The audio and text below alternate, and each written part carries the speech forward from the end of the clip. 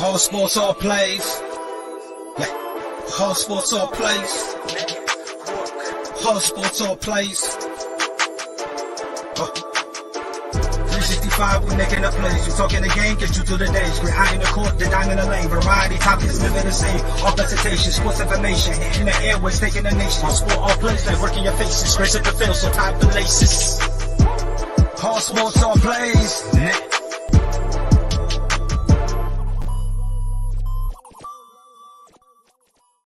Ladies and gentlemen, boys and girls, good morning. Welcome to ASAP in the morning. It is March 23rd. I'm joined by Chris, Gonzo, my guy. How you feeling today? Feeling good. I'm ready for college basketball. I'm ready for Thursday to be back.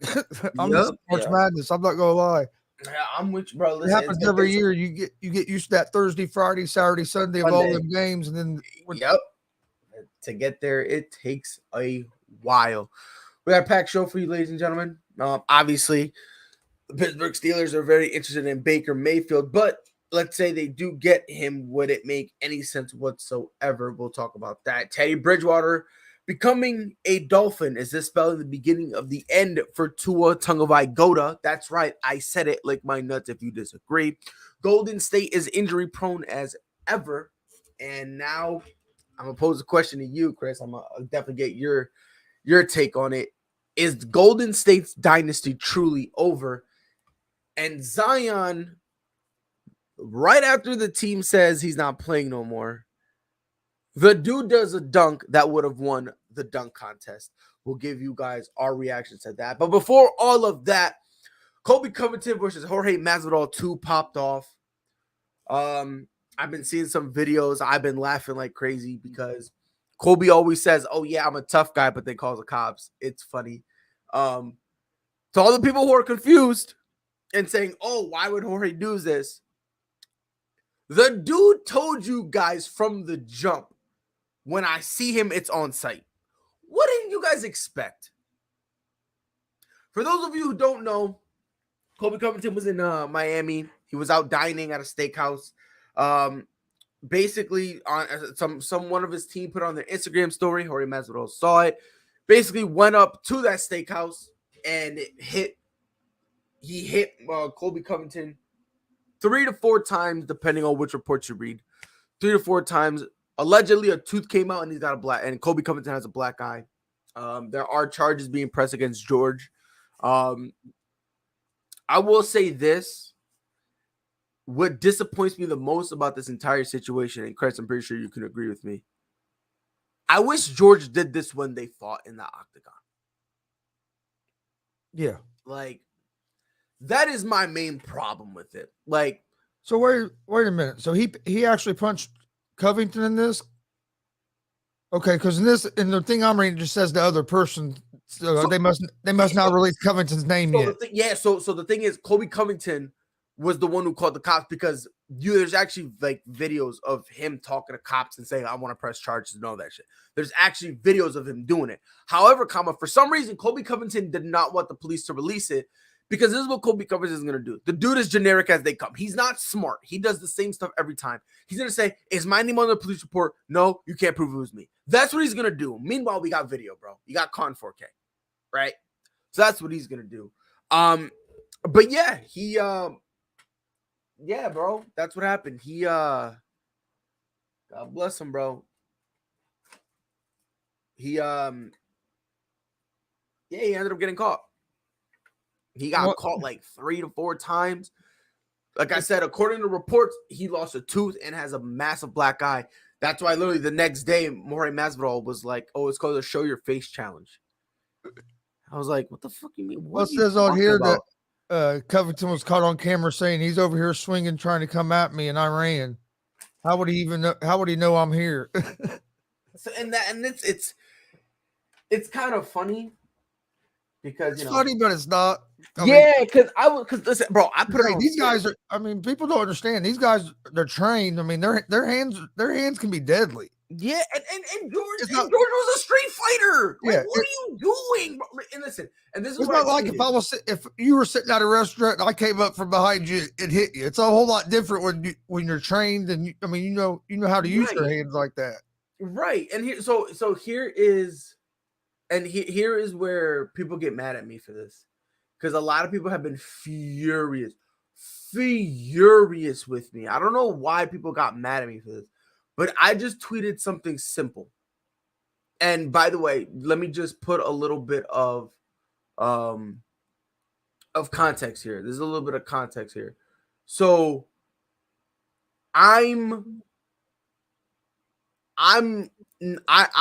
growing up, I did silly things, right? I was involved in the street life, right? When a dude says on site, that means on site. It doesn't matter how he finds you. Yeah. When it's on site, is when I see you, we're fighting. At the post-fight conference, Jorge Masvidal said, it's on site. Where's the confusion? This is what I tweeted. I said, I get it. Y'all are mad at Jorge Masvidal for catching Colby Covington slipping. Jorge did say he would catch him on site. If you guys are mad, then y'all don't know what on site means, LOL. I'm just mad at Jorge didn't get scrappy during their fight. That's what I said. And everyone and their mom, dude, everyone and their mother was so mad at me. They were so pressed. One guy was like, seeing where Colby is in someone's story and running up to him isn't the same as fighting on site. And I'm like, yeah, the fuck it is. It's what on site means. It doesn't matter how they found you. Somebody was like, that doesn't mean that wearing a surgical mask and a hoodie sneaking up on someone, that's something bitches do or whatever. And I'm like, okay. Hey, a street fight. However, he said he was going to catch him on site. It doesn't matter whether or not you agree with Jorge or not. The fact that people are confused he did this tells me you guys do not know this guy at all. A dude who, without a shadow of a doubt, made his name as a street fighter. What? What? Like, what up, Rob? What's happening, my people? So he broke Covington's tooth. Yeah. If they're pushing to believe, he's got a whopping black eye and he's missing a tooth. If it's to believe, I'm not gonna say it's true until I see Colby Covington. If it's true, Colby Covington is probably just getting another tooth jammed up in there, and he'll probably put. I would say it's true though, because that's talking about Masvidal. There's too many reports saying the same thing. Yeah, way too many. But and that's kind of my thing. Like, people, I said that on Twitter, and people got mad at me. They were like, "Oh my god, it's because he couldn't do it in the octagon." And I'm like, I understand that. But at the end of the day, if you're mad that he caught him, and this is what's weird about this MMA community, bro. This is what's weird. You guys encourage Conor McGregor throwing a dolly out of a bus. Where he could have killed somebody that wasn't even involved in it. Chris, correct me if I'm wrong. They got fucked up in his eye. They had to call off his fight. Yep. They actually blame the old man for McGregor punching him. Like, that's what I'm saying. Like, it's so bizarre, bro. Like, and again, I'm a Conor fan. I love Conor, right? When he threw the dolly at the bus, I was like, Conor, what are you doing, bro? I love you. You're my dude. One of the best talkers ever. But, bro, and he could scrap. But why are you throwing a dolly at a bus? Everyone was like, "Oh my god, this is Art and Spice." But then Jorge Masvidal does it, and all of a sudden, everyone and their mom wants to defend Colby Covington, and I'm like, I'm confused. And you think, and you know that Covington's going to press charges. He's a bitch. You know he will. I hope he don't, but you know he's going to. We will. He will, because he got embarrassed. That's all it comes down to. Yep. So I'm telling you right now, if Masvidal hit him and he had no marks, he's not pressing charges. That's all it comes down to. He's just butthurt because he got marks on him. Especially since it's all been reported and his names came out and everybody knows about it now. He's definitely 110%. And Masvidal, I'm mad at you too, bro. I'm mad at you too. Because you should have done this in the octagon, bro. If you'd done this in the octagon, who knows? Maybe you could have won the fight. Who knows? And I know you said you were going to catch him on site, and that's cool. You did it. Hats off to you, bro. Whatever. But why could you bring this in the octagon, bro? Why? Probably better street fighter than an official fighter. Yeah, yo, Rob, think about this. Rob, imagine you were paid to beat a dude up. You were paid and you would not get in trouble. Let that sink in. Let this sink in. You are paid, broadcasted, advertised as a fighter, and you won't get in trouble. Jorge, you had your chance, bro. You had your chance. I understand Kobe Covington was talking about your kids. I understand that. I get it. 100%. But you had your opportunity in the octagon to make him suffer, to make him pay, to beat the bricks off him. And I don't know what happened. I don't know what game plan you had. I don't know it was what weird. it was, but because he didn't come out striking like he normally did. That was a weird fight. No, he did. It was so bizarre. I've said Covington done what I knew he was going to do. Go back to his wrestling because that was his way to beat Masvidal. Chris, he was trying to do takedowns and Masvidal was stuffing him. So I'm like, all right, if you're stuffing his takedowns, do some hooks or something to move his hands to make him go up, then you can push him off.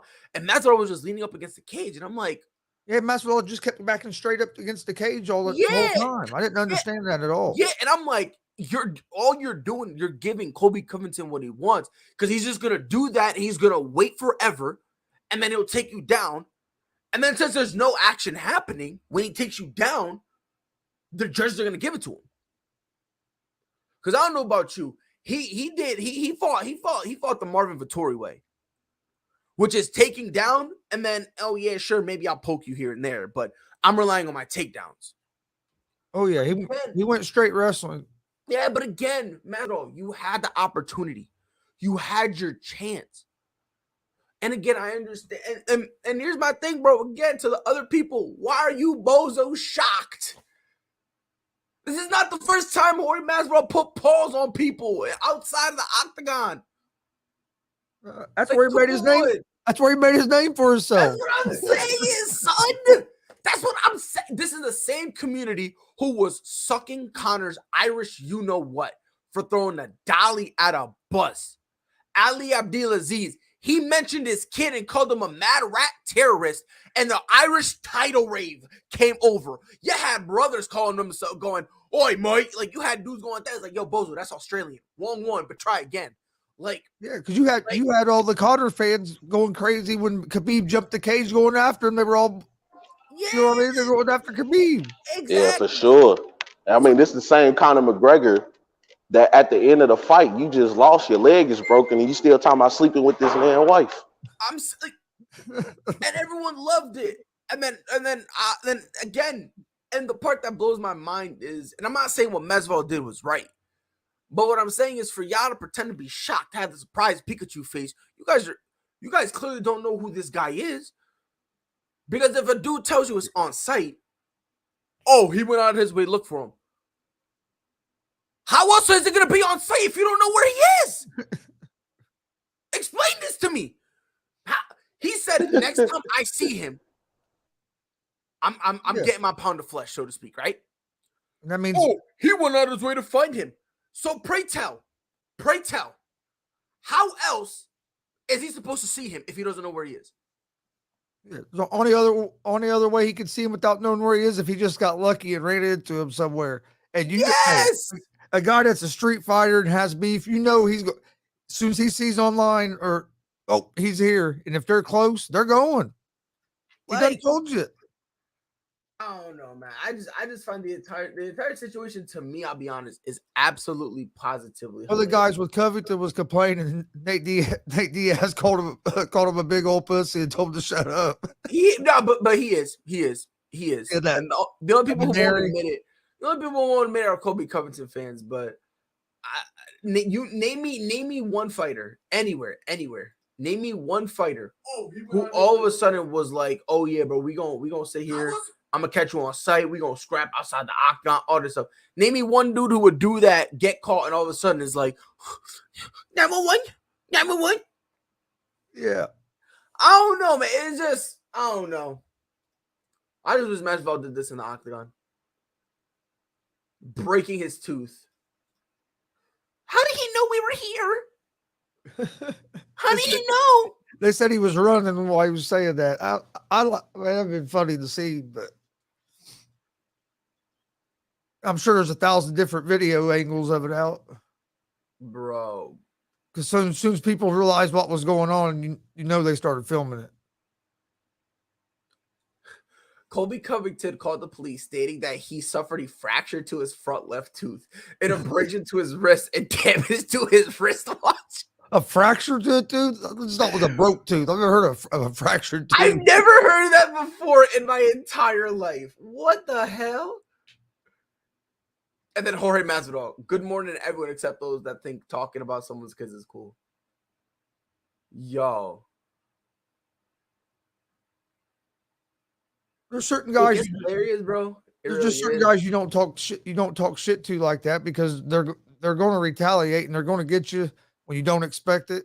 Soon as they have that chance. Don't talk about no one's kids. Period. Yeah, but nobody's kids. But man, bro, like I've always said this, bro. I've always said this, like, you know, I've been telling people be very careful whose kids y'all be talking about.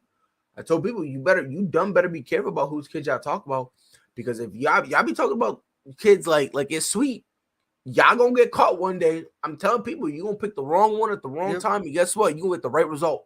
I told people to stop playing. I've been telling people if you want to talk about his game, if you want to talk about his dick being small, pop off, do your thing, live your life. But I've been once you start bringing family into it, good. So once you start bringing family into it, you're asking for a whole nother level of stuff, and especially kids. 110%. I mean, you have kids, and my son's 21 now, but I can remember there wasn't much that would fire me up more than if somebody was talking shit about my kid or something. Bro, before I even met my fiance, I was defending my kid's honor.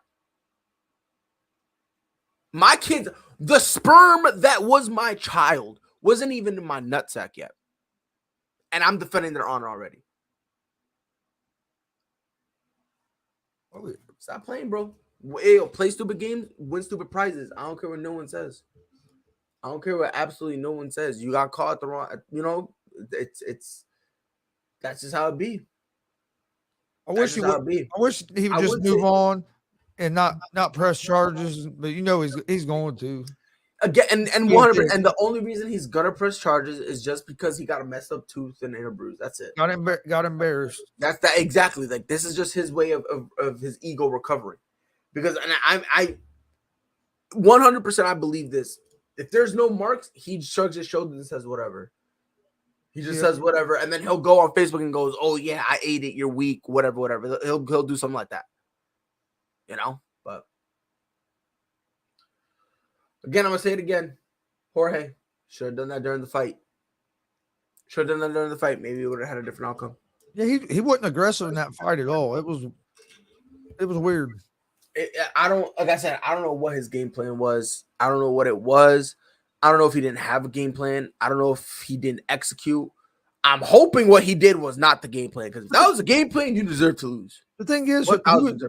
who is either one I'm going to fight next? Because I said the same thing. I'm like, this match was the most unintriguing thing ever. I don't want to see Covington and Usman. Nobody wants to see that. No, I don't know if you saw it. Somebody in the group chat was like, "Oh, that's the only logical reason, the only logical thing."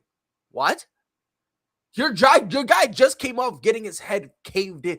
People love saying, "Oh yeah." I'd rather see Chimaev fight. Yes. Kazmat. Yes. He should be the next one, I think. I think he's gonna get. I think he's fighting. Who is he fighting? Oh man, I got it wrote down somewhere around here, but I forget. He's fighting someone who's in the rankings, like in the top rankings. Yeah, if he wins this fight, I think he should be up there for a title fight. Hold on. I have it right here. Hold on. Let me see. He is fighting Gilbert Burns. Yes. Gilbert Burns. He's fighting Gilbert Burns. That's gonna be a beautiful one. Because Gilbert's what, 2? Yeah, he's ranked number 2. If Chimaev wins this one, he'll get his title shot. 110%. 110%. Because there's gonna be Kamaru versus Usman versus Edwards. And then Chimaev gets the winner after that. Which I'm not mad at all. Where's who's Masvidal going to fight? Well, I said this. I was like, Masvidal. Unless you bring back like Nate Diaz or I was gonna somebody. say I would for him. It'll be Nate Diaz. It'll be Dustin Poirier if he wants to cut weight or Dustin wants to go up. No. Michael Chandler. Give him Michael Chandler because I think Michael Chandler said he wants to go up in weight anyway. He wants to go up to welterweight because he's been getting washed in lightweight. So he thinks a new weight division might. So maybe if you give him that, I think maybe Chandler's trying to lose too much weight. Some of them guys, man, they try to lose too much weight, man. It's hard to recover in a day to be able to fight. Well, not only that, I think the main reason with I was a wrestler. I used to cut weight like that. I know, man. It feels so nice to be able to talk to someone about this. Oh my god, I'm so excited. I think the problem with Chandler was the fact that he got hit hard in the beginning, and it was not easy for him. Like, so he came and he beats Dan Hooker, which hats off to him, right? Yeah. Then loses to Oliveira. And again, he got knocked out by Oliveira, who is not a knockout artist. So your ego's already taken a hit. Okay. Then you do that 3-round war with Justin Gaethje that opened up, what was it, UFC 268? 67, 68, something like that. But they opened it, that 3-round war that was phenomenal. But where he lost me was that last round where Chandler was kind of just like being mad because it was 1-1 going to that final round. Who knows what happens, right? Now he's fighting Tony Ferguson next. You lose this one, you need a new weight class. Yes. And you need a new. Now, does he go to featherweight? I don't know. I don't think he can do featherweight. One thing I think hurt him was being in Bellator for so long because Bellator's an organization. They have some pretty good talent, but when he came over to UFC, he hadn't fought nobody that has the talent of the guys he was going to fight in the UFC. So it was another level of competition. I think if he would have got that level a little bit sooner, he might be a little farther along in the UFC. But the thing is, like, it's a different level of competition. I disagree because I don't think in any of his losses he's been outclassed. That's true, but he came into the UFC already kind of hyped up because he'd been the champ and all that. I think I see what you're saying, though. He hasn't been outclassed. Yeah, but no, I mean, his chin isn't. It definitely is not the same. Yeah, I don't care what no one said. His chin is definitely not the same. Would definitely because the one from Charles Oliveira a couple years ago, he would have ate that and laughed. Yeah. So but the wars you have with like Gaethje and people like that takes a lot out of you. People don't realize you're not the same fighter coming in your next fight. Not at all. Not at all. Nope. Especially with how bad it was. Oh yeah. Nah, that might have taken a year off his career. I don't care what anybody says. But to answer your question, like, where do both guys go? I mean, Colby Covington goes like Jorge Masvidal. I think he probably if he wants if he wants a shot at the title, he's now in the Thiago Santos category where now you need to go on a 6 fight win streak to be, to even be considered. But once you lose once, you're done. Like Thiago Santos just lost to Jesus, I'm drawing a blank. Ankalaev. He just lost him. So he's looking, you know what I mean? He's not looking, Thiago Santos is done. I think if I'm Jorge Masvidal, I take a few money fights, cash in, move on. And then Colby Covington is just going to be a gatekeeper at this point. That's just me. Yeah. Somebody put Masvidal and Khabib, or Hernandez did in the comments, but Khabib's not coming back for that fight. I don't. No way. I wouldn't come back for that fight. If I'm coming back, because first of all, here's the thing: which Khabib are we getting? Because I don't know about y'all. Have you seen Khabib lately? That ain't no lightweight, dog. I don't give a shit. He skipped welterweight. I don't know that. I think he's gonna be a little over middleweight. I think he's a little bit over middleweight. So if he cuts down, I mean, maybe he goes for Kamaru Usman. I would go for one of the dominant champs. That's what I would do if I'm Habib. Do you guys see any suspense friendship? Probably not. I don't see any for them. I don't. Well, it happened outside of the ring, right? Yeah. And I mean, these two grown men, so yeah. Nah, Dana's gonna be like, oh, I'm upset, I'm disappointed. Yeah, run it back. Like that's just gonna do. He's gonna use it to like hype up the next thing. But I think they ought to set up just a grudge match between Masvidal and Covington and put it on Fight Night. I don't want to see no UFC headline by it. Oh no, put it on Fight Night. Put it on bare knuckle boxing. Let them go in there bare knuckle, where there's no wrestling. It's just going at it. Colby is getting. What about BKFC? Busted. I know. Pride watches the BKFC. Rob, if you haven't watched it, bro, have you ever watched it, Rob? Oh, I've watched it. Man, it's some crazy stuff, man. It's brutal. Oh my God. It's brutal. Oh my God, it was.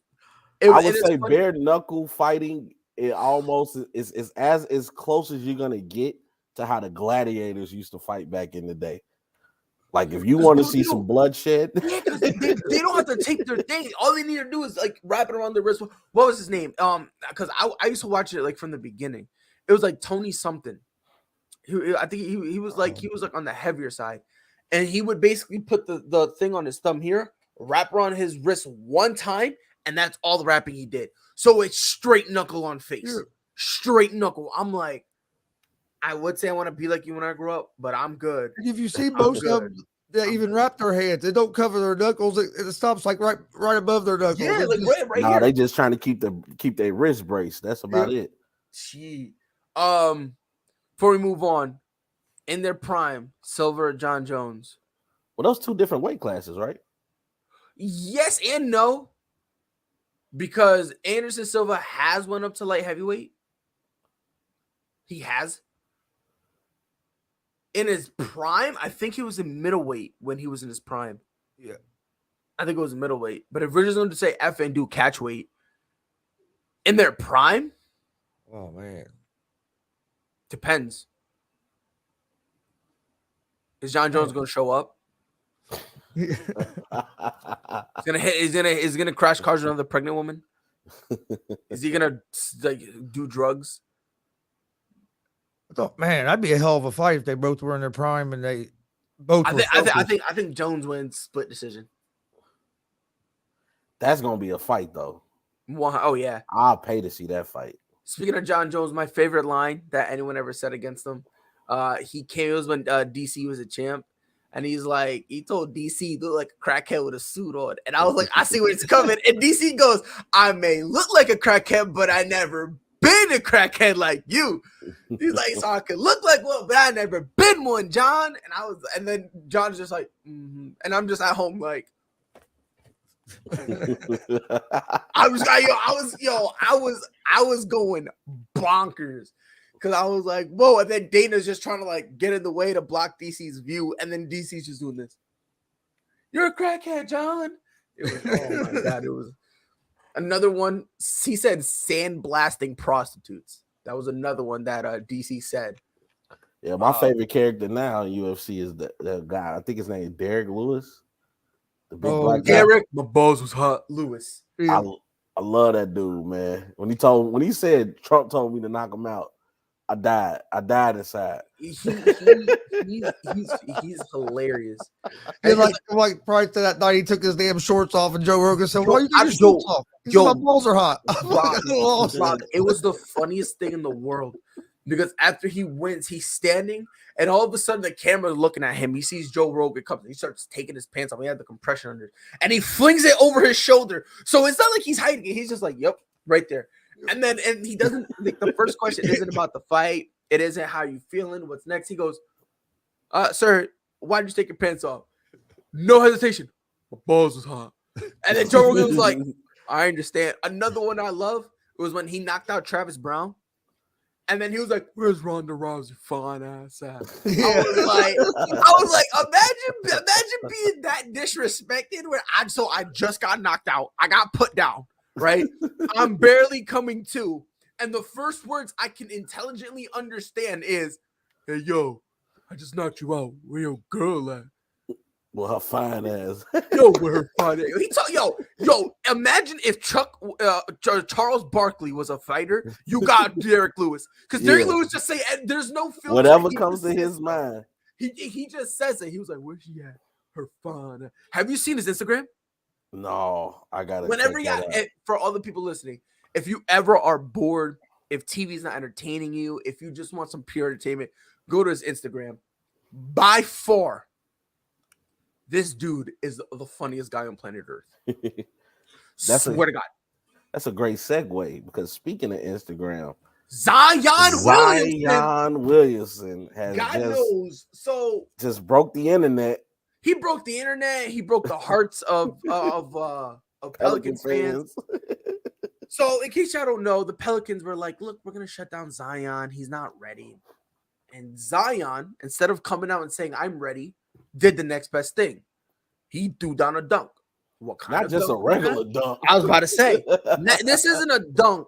He went up between the legs. Off the glass. Beautiful. Beautiful. I'm going to put it to y'all this way. This Zion dunk was better than anything we saw in this year's dunk contest. Oh, I would have gave it a 9. I'm giving it a 10. I'd have gave it a 9. Matter of fact, it was so beautiful. That's not too hard to do because this year's dunk contest was terrible. No, but here's my thing. Here's what I'm telling you. He does that one dunk. I'm giving him the win. That's it. Dunking. That's it. But I read on Twitter somebody said we should just strip the winner of the dunk contest and just give it to Zion. Just give it to Zion. I was like, that's funny. I mean, we had a guy dunking in Timberlands, bro.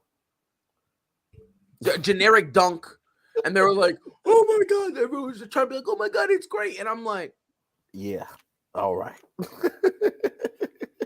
I'm like, "Yo, he tight as Tim's. It's not even authentic, bro. Like, what are you doing, bro?" I'm like, "Get out of here!" I'm like, "Get out of here, bro. Like, that's not even real." I'm like, "Come on, bro." I'm like, "What New York can see with Tim's tied up?" Stop playing, man. Out of your bozo mind. They were like, "Oh my god, dude, like with the Tim's." I'm like, "That's tied? What the what? Get out of here." I was like, "Oh God, he brought his little brothers, Cole Anthony small ass." It's sad when the 3-point contest is better than the dunk contest. Had a lot more drama.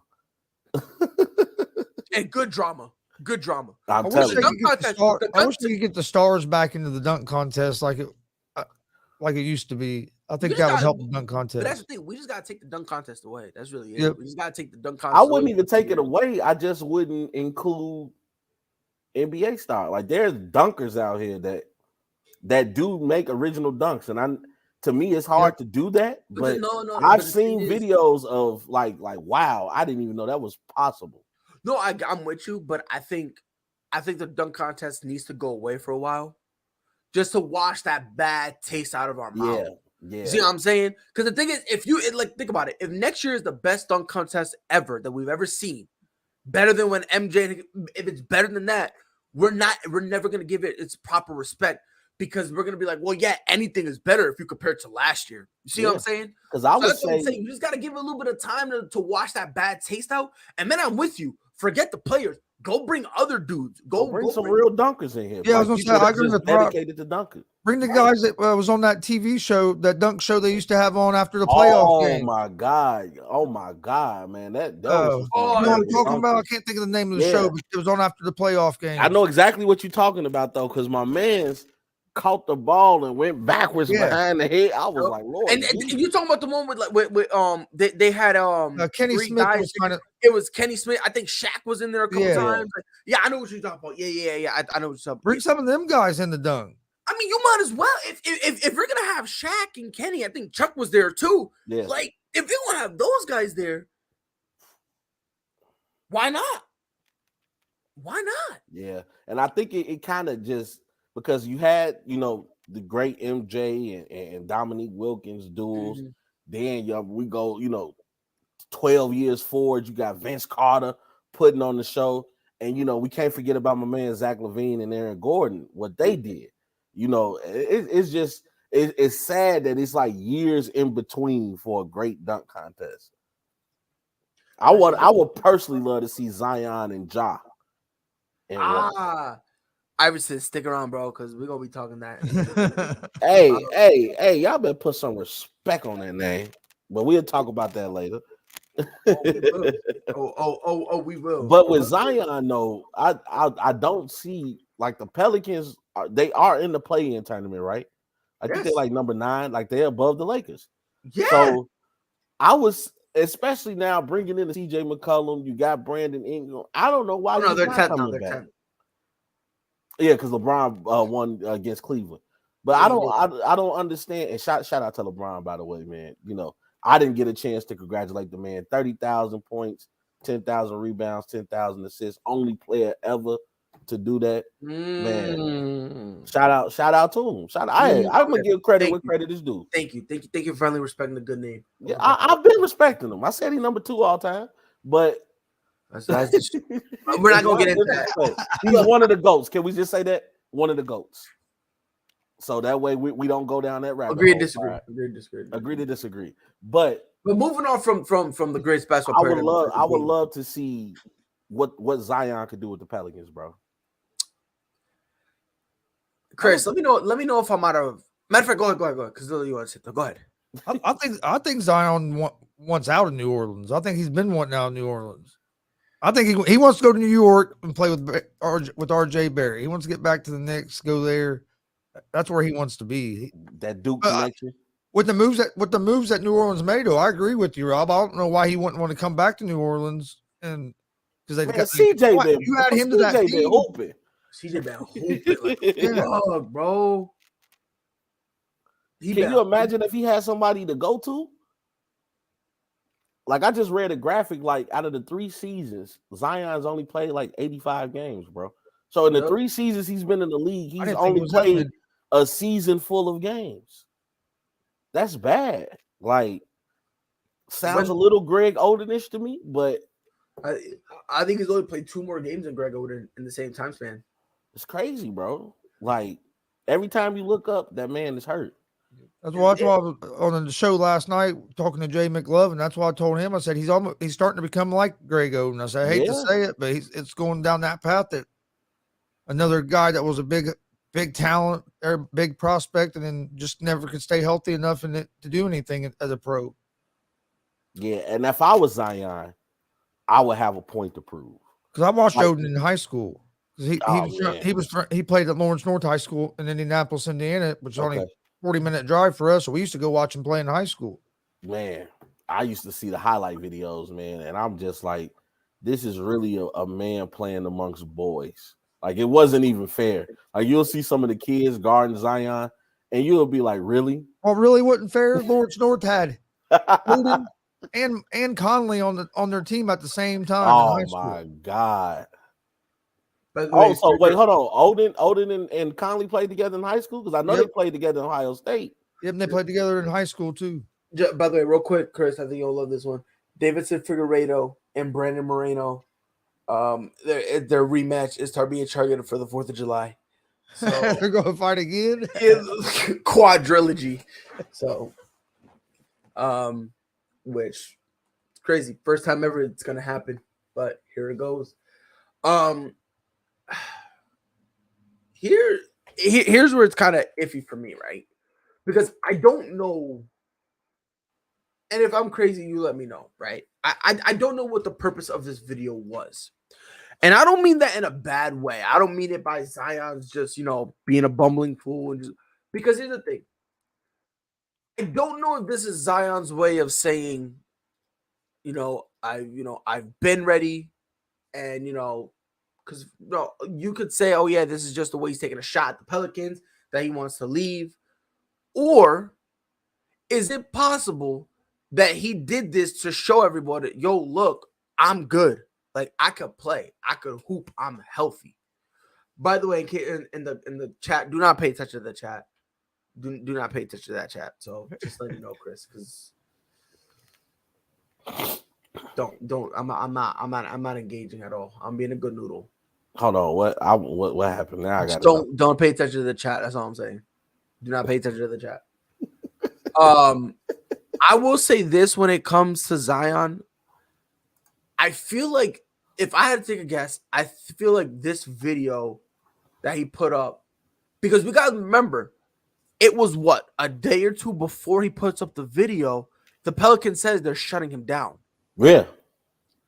So I feel like he's doing this just solely to be like, I'm healthy, I'm good, or at the bare minimum, I'm getting better. So you think he's telling people, "Hey, I'm good and ready to play," but they won't let me play? That's where I'm thinking this is really going. I really do think that because. But why would the Pelicans not let him play? Because they're scared. They're really scared because they're like, yo, if we let you come and play, you get hurt. Now what do we do? That's where the Pelicans are coming from. Yeah, where Zion is coming from is, I feel okay. That's kind of. Now, do you think the Pelicans are kind of trying to keep his stock up? No. To get rid of him? No, because to be honest, this is breaking his stock worse. Yeah, because people thinking he can't stay healthy and he can't play. Because think about it. Now everyone thinks he's hurt. He's still hurt. I don't know. What would you rather have? A hurt asset or a healthy asset? A healthy all day. I don't care how good you are. Best ability is availability. That's it. You said it right there. So I think that's really what's going on here. I just think it's Zion kind of. We're now beginning to see Zion defend himself because a lot of people have been saying, "Oh yeah, like again." He hears the Greg Oden comparisons. I don't think he's there. I don't think gave us much choice. No, you do have a choice. You have a choice to be like me and say, "Nah, I'm not going to put you there yet." I say Greg Oden-ish. But the mere fact that you're putting him in there already is ridiculous. Well, you missed 3 seasons, bro. Like in 3 seasons, you've only played 1 season of games. Right, but that's not his fault. A little bit of it is. But not the whole thing. When the Pelicans are saying we're going to be cautious with him, and they're holding him out even more. Right, because they had cut his training back in December. Like he was actually supposed to, return this season.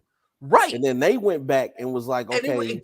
And I think that's what Zion is starting to hear. And he's like, hold on, wait a minute. You guys are blaming me and acting as if I'm not doing this stuff. Like I'm not trying to get better. I'm trying. And I feel great. I feel like I can go hoop right now and I can play 42 minutes plus overtime. And I think this is just one of those things of him just because again, he's a quiet dude. He's quiet, right? Mm-hmm. He's very quiet. So instead of coming out saying I'm healthy, what is he gonna do? The easiest way I can prove I'm healthy is by doing the thing that, frankly, is second nature to me. Mm-hmm. Yeah. Think about it. It's second nature to him. Because you can tell he's not comfortable. He's not comfortable being on the mic and talking and stuff. That's not his personality. A dude who does warm-up jogs like him is not comfortable talking to people. If y'all don't believe me, go look at his warm-up jog. This dude runs awkward. He's like, it's this dude on Instagram that mocks people runs. It's called. Yeah, you talking about that white dude who with the Max is nice. He did the Zion one. He has an hilarious Zion run. Oh my god! I forgot his name, but yeah, I know you're talking about. Max is nice. I think that's his name. Yeah, bro. It was funny because I love the LeBron ones he does. Because when he does the LeBron ones, he's got the headband upside down, like that. And he's always blowing on his head. Yo, I think it was like the first or second one I saw of him. It was funny for like 15 seconds. He went and did a layup and he just went.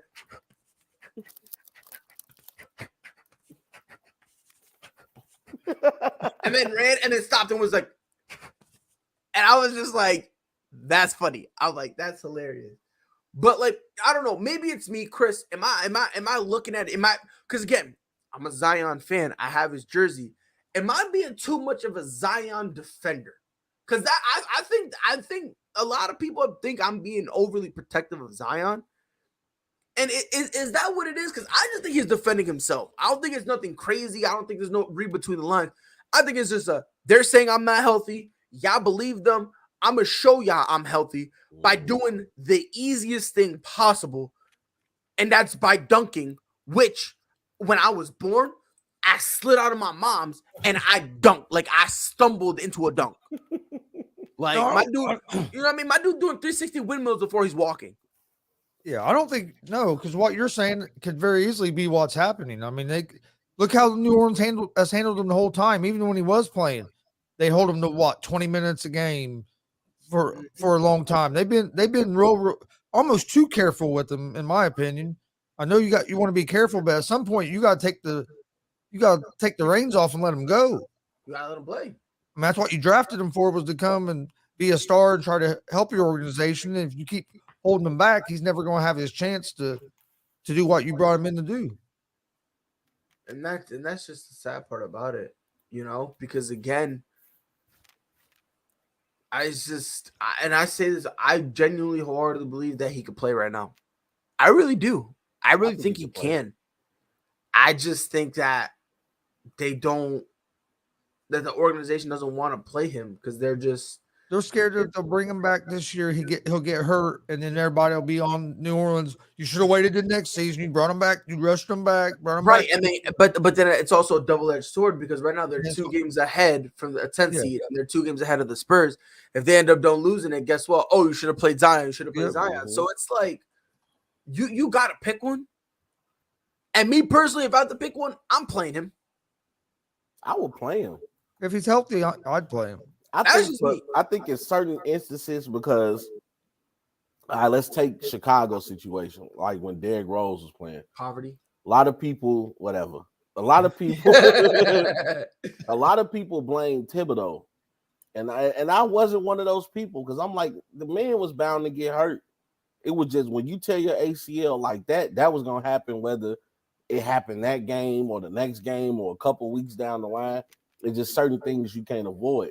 So if Zion is gonna get hurt, it's not gonna happen. It's not gonna matter how long you keep him out. It really doesn't. So my best thing is to let his body get used to the wear and tear of the NBA and let him play. Like I think that's the problem. He's taking too many breaks in between these seasons, and his body is still not ready to go because that's a big thing to go from college to the NBA to playing 82 games. That is not easy, and people don't understand that. So, and not only that, this is something else we need to take into consideration. The pressure when he comes back, it's going to be lifted. Yeah, because now you got CJ McCollum, who's a hooper, and a possible new big 3. Because I think that's going to open the door for Brandon Ingram. Like I think the less pressure Brandon Ingram has, the better player he is. And now you have a CJ McCollum who's used to taking big shots, who's ready for the stage, who's been in the shadow of Damian Lillard, and then you have a efficient player like Zion, because love him or hate him, Zion is as efficient as you're going to get. You can't stop him at the rim, and he knows that. Yep. I like the Pelicans, actually. If I'm Zion, I want to stay now because this organization is showing me they want to win. You're bringing in pieces. Yep. Actually, the Zion injury might have been a blessing in disguise because we don't know how hard the Pelicans would have went to go get a CJ McCollum. They probably had Zion been playing throughout the season. They probably wouldn't have because there's a legitimate chance that I think it's possible that the Pelicans probably still would have been in the play-in, maybe the 8th seed or something like that. You know what I mean? Maybe the 7th, perhaps. But I think healthy, they don't. With Zion healthy, I don't think they make a run. I don't think they try to do anything. It would have been a nice show. Right. So I mean, to your point, that's probably what it is. It's just I just don't want people to think that I'm just being a Zion protector because. I genuinely believe it's just Zion trying to show the people I'm healthy and I can play. I'm not, you know what I mean? Like I'm not dogging it or anything like that. And to shut up the doubters about his weight issues. Like, look, do you see I still got boing. Right, facts. He's like, yeah, call me fat if you want to, jump on me if you can. You know what I mean? And I don't care what no one said. Not a lot of people in the league can jump on them. But speaking of jumping. A lot of people jumping off the Golden State bandwagon who look like Rob is going to sink with that dying ship. I will sink with it till my dying day. Chris, and we caught him in 4K because he's supposed to be a Chicago Bulls fan, but I am a Chicago Bulls caught him fan, in but I'm a 4K Steph anyway. Curry fan. Sir. We've already established that, bro. I'm segueing, sir. I'm segueing. I don't care. Thank you. I'm segueing. A lot of people jumping off the Golden State bandwagon. Robert over here is stuck with them. Is it possible? And let me start with you, Chris, because Rob, you're going dead last because now you got me tight. Oh, no, Lord, I'm being Jesus. petty. I'm always. Brian, what's petty. the issue with me, man? I thought we were Chicago good people. You was until I found out you rock with Chicago. Then I was like, you know what? I ain't rock with you. Hey, and guess what? Nah, but go ahead. I'm a whole mess. But Chris, is it unfair to say that the Golden State Warriors dynasty is over? No, I don't think it's unfair because I don't think they're. I think they're still going to be a good team and be at a level to compete. But a dynasty, I mean, with the injuries they've had, they've fallen off the last 2 or 3 years. To me, you basically have to start over to start building a dynasty again. You got to get that first championship and then try to put some back to back or every other year or something. It's been too long since they've been to the finals for me to still say that they're a dynasty. All right, Rob, go ahead. No, the dynasty is not over. Don't panic, everybody. The Golden State Warriors has proven that they know how to get the job done. They've been to the finals, 5 times? They won 3 out of those 5 finals. They're going to be back in playoff contention. Steph Curry will be back by the playoffs. If Draymond Green can get fully healthy, if Clay can get back to a similar state to the Clay that we knew, teams are going to be in trouble in the postseason. I don't care what anybody say. You never doubt the heart of a champion. They could have possibly still beat the Toronto Raptors without KD had Clay not also went down as well, because Clay was hot that game. Clay was going crazy. We know that they have 2 players in Klay Thompson and Steph Curry that can go nuclear at any time. Have we forgotten Klay Thompson scored 60 points off 11 dribbles? Have we forgotten what Steph Curry is capable of? Have we forgotten the elevation of Damian Lee, the elevation of Jordan Poole?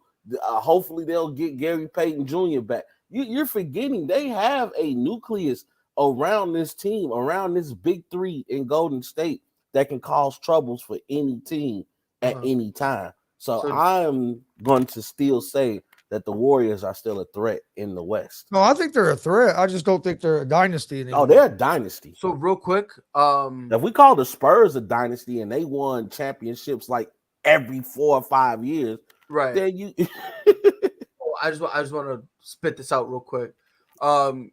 So the Go Chiefs, ahead, bro, because I know you about to be disrespectful. Yeah, I am in a minute. But so the Chiefs have offered Tyreek Hill an offer, right? To make him one of the highest paid receivers. He does not want that. He wants more. Oh, wait, what? He wants more, and extension talks have stalled. So now, I'm gonna read out the exact quote. So, despite an offer from the Chiefs that would make superstar Tyreek Hill one of the highest paid receivers, extension talks have stalled, and Kansas City has now given Hill's agent permission to seek a trade. Come on over to the Colts. Come on, we need a receiver. So, wow. Yeah. We need a receiver. Come Bombshell.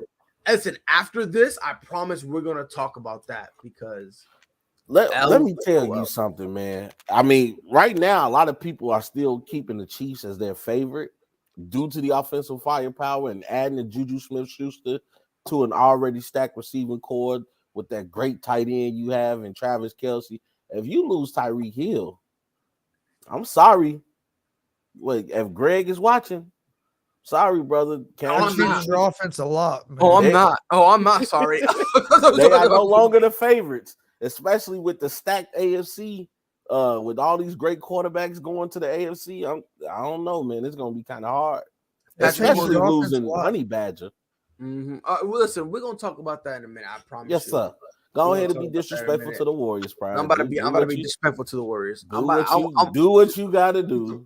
All right, If the Robert. Warriors all are right. healthy, they're going to make a run this year. But Who they gotta Warriors? stay No, healthy. I'm gonna say this. And I'm so confident in saying this that like I consider this a casual take. This is by far the easiest take I think I've ever had to say ever in the history of sports. I think what I'm gonna say is just common sense.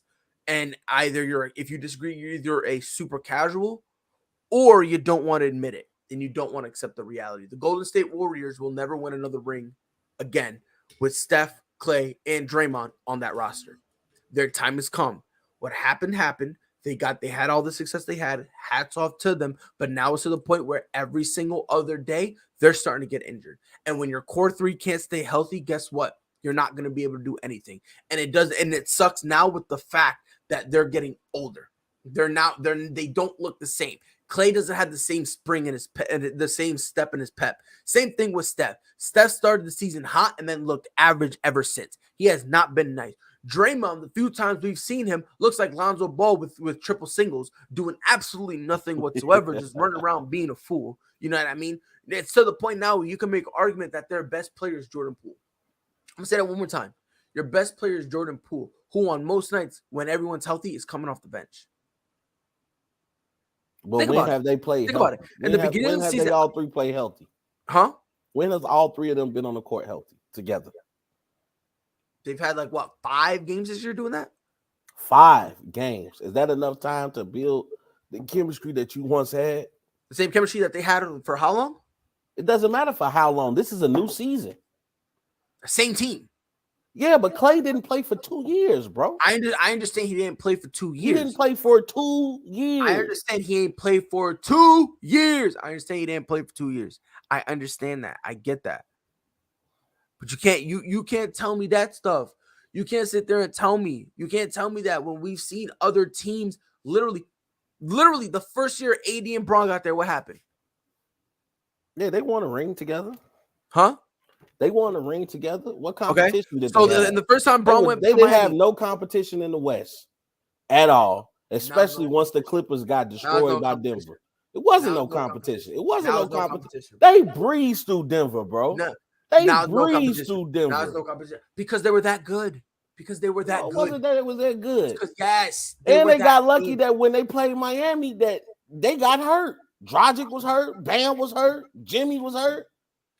And healthy, they were getting their paws put on them game 1. No, it wasn't. So why? So they forced it to game 6, didn't they? Did they not? And took an L. Okay, but they forced it to 6 games and lost. With players hurt. Come on, bro. Don't sit up there and talk. What happened the next year? What happened the next year? They got hurt and they got to wear that L. Period. So now they the ones that got hurt. And then did that not happen? And then what happened? They took that L, right? They took the L. That's it. They got bounced in the first round, right? They did. And they took that L, right? Yeah. Am I saying, oh, yeah, they're trying to put up a good fight when they were hurt? Do you see me saying that? No, because they took an L. Regardless, I understand. But let's not sit up here and act like Golden State hasn't been running the West for years, bro. I'm not saying that, but that they can't get back to that. They can't get back to that. They just simply cannot. Then they're not. We'll show you better than we can tell you. Look at this weed nonsense. We'll show you better than we can tell you. Skip. We'll show you better than we can tell you. Every single dynasty, whether you want to admit it or not, has a start and they have a finish. Of course. They have an end. And this is the end of Golden State, period. It ain't the end yet.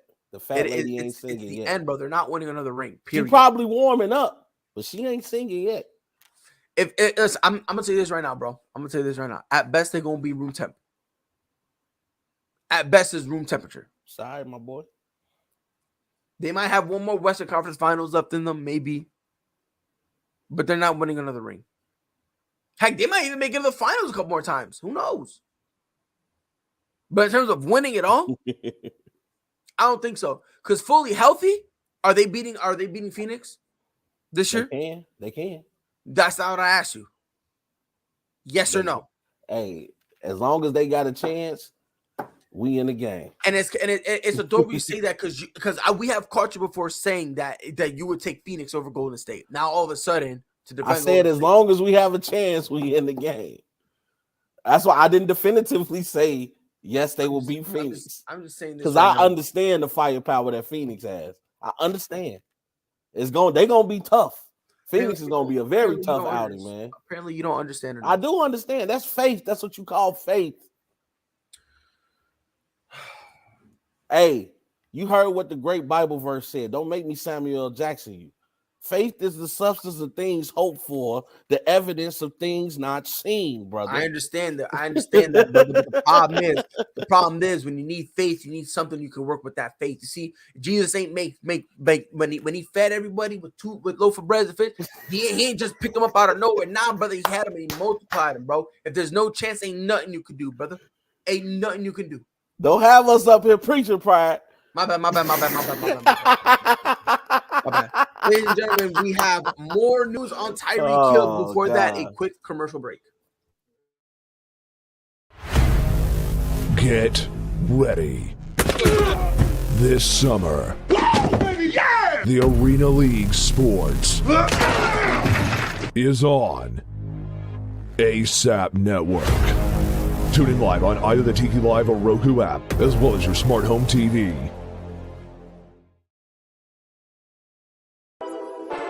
Whole sports all plays. Whole sports all plays. Whole sports all plays. 365, we making a plays. You talking the game, get you through the days. We're high in the court, the dime in the lane. Variety, topics, living the same. All presentation, sports information. In the airways, taking the nation. Sport all plays, like working your faces. Grace at the field, so tie the laces. Whole sports all plays. Whole sports all plays. Network. We on top of our game. Whole sports all plays. Whole sports all plays. Welcome back, ladies and gentlemen. Guess who ain't coming back? Tyreek Hill. He's saying fuck Kansas City. Thank God. Horrible poverty franchise. Only thing worse than Kansas City is anything in Chicago. Chris, let me start with you. Before we get into who should pick up the phone to get Tyreek Hill, what is your reaction to Tyreek Hill's to his side basically prepared to find a new home for the star wide receiver? I think it's kind of crazy in a way because by the reports, the Chiefs offered him money that was going to make him one of the highest paid receivers in the league, right? Yes. So you're turning that down because you want more. Is he going to be able to get more from another team? What if you go to you get traded to their team and you can't get more than what you get in Kansas City and you're leaving Mahomes and that offense? You're going to another team. You might not even be a contender anymore. Yep. So I think he's taking a big chance because he's a heck of a receiver, but is he where he should be the highest paid receiver in the game? No. No. He's not, to me, he's not top three receiver in the league right now. No. Not even close. No.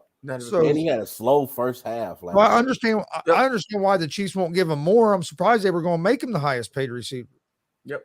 Obviously, we're going to talk about the teams interested in him and talking all that stuff. But before that, Rob, Tyreek Hill, obviously, Chris says he's taking a massive chance, and he definitely is.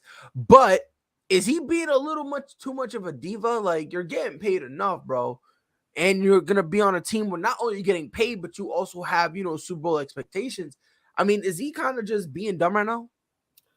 I think he is. Like, I do understand Devontae Adams going to the Raiders. It has moved the market for wide receivers. So now receivers are like, okay, we seen him do it. Now we can ask for more. You have to understand, though, you're not Devontae Adams. Oh, let him know. You're not considered the greatest receiver in the NFL or in even in the conversation. Yep. So in this instance, it almost reminds me of Dennis Schroeder. I hope he doesn't Dennis Schroeder himself.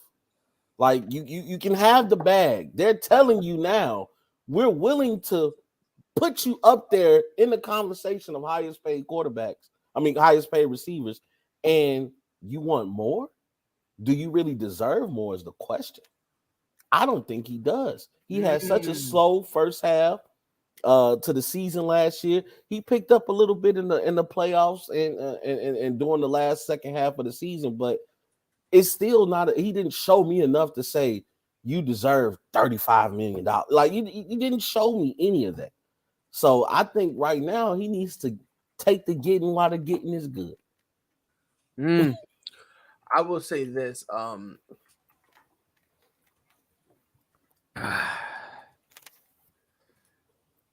I just it's almost unbelievable, bro. It is. It really is. Because you're still going to get your money on a great team. You really are. This is a team that what they've won 5 AFC championships in a row. Yep.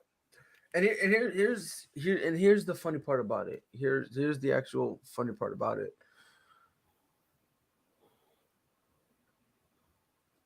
He needs to understand and be grateful where he is. Yeah, I think he needs to understand.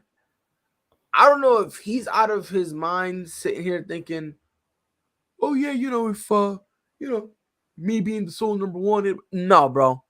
You need to understand. Like, you got speed, right? Hats off to you. We've seen you get shut down by corners with pure speed. How many times against New England have we just put one of our worst receivers on him that was just fast? Like, I think at some point he needs to understand, like, yeah, listen, I got speed, and, I'm nice, it's cool and all, but I also need to understand myself. You're not a top 5 receiver at all. Not even close. And then anybody telling me different, you're an idiot. I mean that literally with the utmost due disrespect. You don't watch football if you think he's a top 5 receiver. Thank you. He's not a top 5 receiver, period. No. At all. No. If you want to say 10th, he's between 8 through 10. Yeah, he's definitely lower. Generous. He's definitely bottom half of that team. Bottom, and I love Tyreek Hill. That's being generous. That's being generous. I'd say maybe like 10 to 15. Yeah. If we're going to be honest, and this is off the top of my head. I'm not going to include Michael Thomas because he's hurt. So I'm going to give you Michael Thomas. Healthy, I'm putting Michael Thomas above him. But I'm not going to do that because he's hurt. I'm going to have the same approach I did when last year we were talking about the top quarterbacks. And I said, I'm not going to mention Deshaun because he's not playing. So I can't say nothing. But Devontae, I got Devontae Adams. I got D-Hop. So that's 2 right there. Mm-hmm. That's 2 right there. Okay. Got Cooper Kupp. Easily. Cooper Kupp. Jamar Chase. Yeah, Chase. We can just get the naming receivers, bro. That's what I'm saying. Keenan Allen. Yeah, y'all agree with me on Keenan Allen? Yeah. Yep. Keenan Allen is a dog. Who else y'all want to throw out there? Justin Jefferson. Jefferson. I don't even think he's better than Hollywood, bro. I've been saying that for the longest. How Hollywood's the number 1 receiver, and people kill me. And yeah, the only reason people say he's not good is because Lamar Jackson can't throw a ball worth a lick. Adam Thielen. I was gonna say Adam Thielen too. So we got Hollywood and Adam Thielen. So right now we at 8. We're at 8 right now. We're at 8. It is bad. Like, yeah. You already threw out Jamar Chase, right? Yeah. Jamar Chase is he's the next one, bro. He's Jalen Waddle. I like Jalen Waddle. Are you willing to put him above Tyreek Hill, or is that a close? To me, that's a close one. That's a close one. They like neck and neck.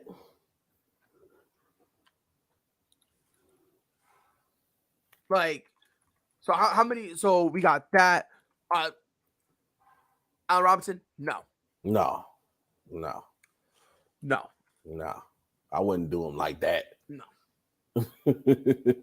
No way. Not even remotely close. Let me see. I mean, I ain't gonna lie to you. I would take AJ. I would take a Julio Jones now over Tyreek Hill. I won't lie to you, bro. That's a good one. AJ Brown. So that's 9. Yeah. Debo, that's 10. So I'm already at 10. You want to say DK? Oh yeah, DK Metcalf. DK. That's 11. And guess who else we forgot? Stephon Diggs. That's 12. That's 12. So who now? So again, we are at 12.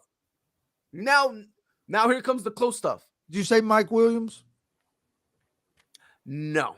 What about Mike Evans? Mike Evans, 13. What about Hunter Renfrow? That's crazy. You can make that And the argument for thing Hunter is, you're not Renfrow. even the number one receiver on your team. Travis Kelce is. If we're gonna be honest, Chris Godwin, that's another one. Terry McLaurin, that's another one. I mean, like, I've been screaming this for a while, yo. He like outside of his speed, what does he really bring? Nothing. Not to mention, what a lot of people don't mention is the fact that they do have a Tyreek Hill on their team, and the Kansas City Chiefs are still bringing in receivers. They just bought in Juju Smith-Schuster. They still re-signed Josh Gordon. And they're going for Marquez Valdez-Scantling. They were in talks with him before this dude wanted out. And they have another guy. What's that other guy on their team that is real fast? McCall Hardman. McCall Hardman. Yeah. Yeah, potentially they still have speed even if they lose Hill. We said Keenan Allen, right? Yeah, we did. Yeah, good. I want to make sure. Yeah. We did bring up Keenan Allen. Yeah, we But got to put again, some look, respect on Keenan. And like I said, we named 15 receivers. We named 15 of them. If you're mad, I'm telling you, you could take some out. Fine. If you want to take out Jalen Waddle, fine. Whatever you want. You can. There's not 5 guys you're taking off that list. I lied. 6. There's not 6 guys you're taking off that list to put Tyreek Hill in the top 10. No. Point blank. Period. Like if you want to be nice, he barely makes the top 10. Like if you want to be nice, and that's being nice, saying that he barely makes the top 10.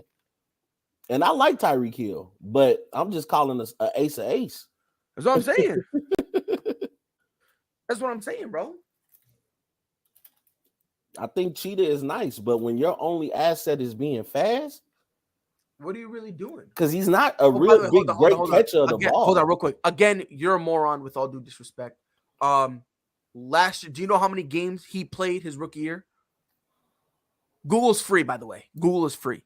Do you know how many? Allen Robinson ain't been good since Jacksonville. No. I know. I'm not talking about because he said, hold up, y'all putting DK Metcalf in there, but not Allen Robinson. What? DK can't stay healthy half the time all y'all series.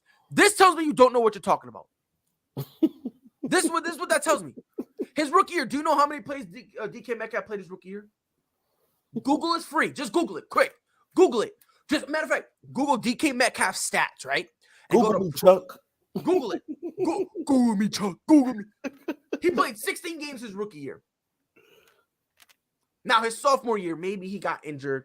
Maybe he played 16 games. Huh. Well, this last year was crazy, you know what I mean? Especially with Russ going down. I guess him and Russ assigned me twins. Oh, wait, he played 17 games. Huh. Crazy. Don't believe everything you see, people. Sometimes you got to see it for yourself. No, I'm just trying to do math. So, DK Metcalf, this dude is crazy, bro. This dude is crazy. Think about it, bro. He missed 0 games due to injury. He missed 0. That's crazy. Not good. It's crazy. It's literally crazy. Crazy out of your mind. But again, DK stayed injured half the time. I tell people all the time, Google is free, man. Google is free. I tell people that all the time. No one ever wants to listen to me. But Chris, like I said, bro, we named a bunch of receivers. And if you want to take some of the receivers off, that's fine. But like I said, I don't care what no one says, there is not 5 receivers you're taking off that list to put Tyreek Hill in the top 10. I've been saying this before it was popular to say it. I've been saying this before then. Outside of his speed, he brings you nothing.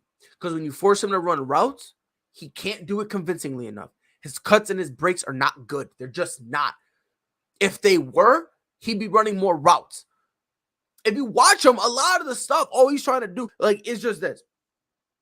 Well, and if you watch the way the team started playing defense against the Chiefs this year, all they did was start playing more coverage and keep Hill in front of them. And that's why you see all of a sudden you see. That's what was causing the Chiefs so much trouble. Exactly, because then they would just dump it off real short to Travis Kelce, and then he gets stopped right there. So that's what I'm saying, bro. You see what I'm saying? I don't understand where this love for. And again, I've been saying this before it was popular to say. I've been saying this, bro. He needs to get it together. People and what's going to happen to him too? He's going to watch. He's going to end up. They're saying maybe Miami, the Jets. Yep. You're going to go from the Chiefs, who's been a contender, been in the AFC Championship the last 4 or 5 years, Yep. to a team that's not even in contention because you want more money, and this team was going to make you one of the highest paid receivers when you really shouldn't be a highest paid receiver. It don't make much sense. So, wow. Okay. So, if true, this is what a rumor's starting to percolate around. This is what a rumor's starting to say. Kansas City used the fact that that Tyreek Hill had a domestic violence case against him. Oh, I'm sorry, he had domestic violence cases against him to underpay him. But since he's supposedly, quote, in the clear, they don't want to pay him. If it's true, that's wild. So he's wanting more money, and If that's true, and they're saying that they won't give him more money because of the cases. Yep. That because he was in that situation, they were like, yeah, we don't, Wow.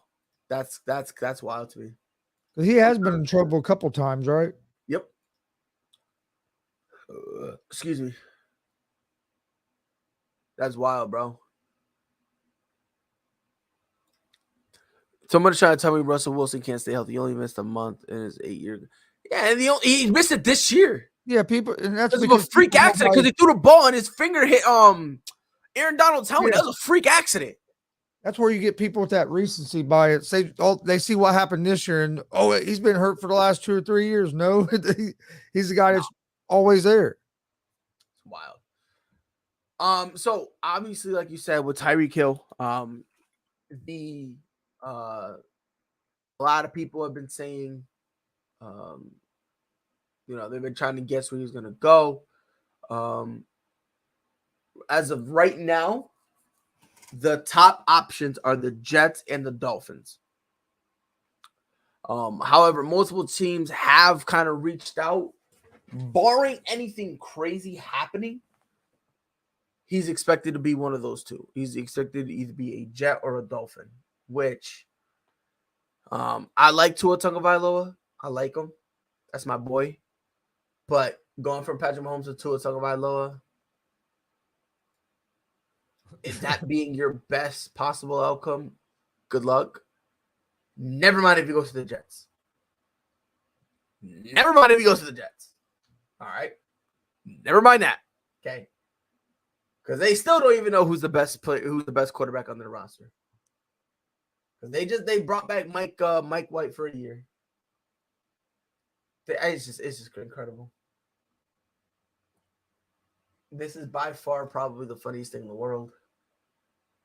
So I don't know where he's going to go. It'll probably one of them, but like the Colts need a receiver. I wouldn't mind getting him, but I wouldn't want to pay him. I don't want to pay him number one money like that because that's going to, in the long run, it's going to hurt us as a team. Didn't help us. Yep, and that's really what it comes down to is like with all that stuff that with all the stuff that's really popping off with him. What really sucks is wherever he goes, he wants to get paid that top money. And Nate said, what if the Cowboys or the Browns attempt to trade for him? Well, the Cowboys won't be able to. They won't be able to. And the reason they won't be able to, I was about to say because of the cap. Because of the cap. Because that's why they literally just got rid of Amari Cooper. So he can't go to maybe the Cowboys can make stuff happen. I doubt they can. Cleveland, maybe. I could see Cleveland, being a nice little fit. Because then you can get a more to just stay low. Miami to be with Deshaun Watson. Is that what? I said I think Cleveland would be a better option for him than Miami, getting to play with Deshaun Watson there in Cleveland. Yep. Or because of, hear me out now. What if Tyreek Hill ends up going to the Dolphins, and then after that, the Dolphins trade for Baker Mayfield? I think that could potentially keep them in the mix for second in the division. I think that could. I really do think it could. They said I would laugh if Dallas makes an offer. Well, I mean, they're going to. They're going to. Like firstly, right now. So, someone said, I'd say come to Dallas, but that would do shit for us, LMAO. And again, if you think that's a good thing, you're a moron. I literally mean that with all due disrespect. Because again, I can't pay him. Imagine being a team in cap trouble, talking about, oh yeah, come on over to us. Yeah, because whoever he signs with, or gets traded to, he's going to want to sign a big extension. Massive one. Because that's why he's leaving Kansas City, because they're not giving him what he wants, and reports are they were going to make him one of the highest paid receivers. It could. Hey, Rob is right. It could turn into kind of like a Schroeder situation. You go for trying to get big money and then not even end up with what you were offered to begin with. Like, it's just insane. It's really insane because and the part for me that really kind of what really kind of blows my mind with the whole situation is just the fact that like wherever you're doing a dramatic downgrade in terms of quarterback. And it kind of came out of nowhere. No. I mean, did you have any thought that we was going to be talking about Tyreek Hill leaving Kansas City? I thought we were going to have talks that eventually that he was going to get his extension ironed out. That's what I thought. I thought in a couple of days that the extension would be ironed out, and then we'll be talking about, oh yeah, they're going to run it back. What chance are we going to give them or whatever? Yeah, but all of a sudden they're going to trade him. No, I mean they still can keep him. Yeah.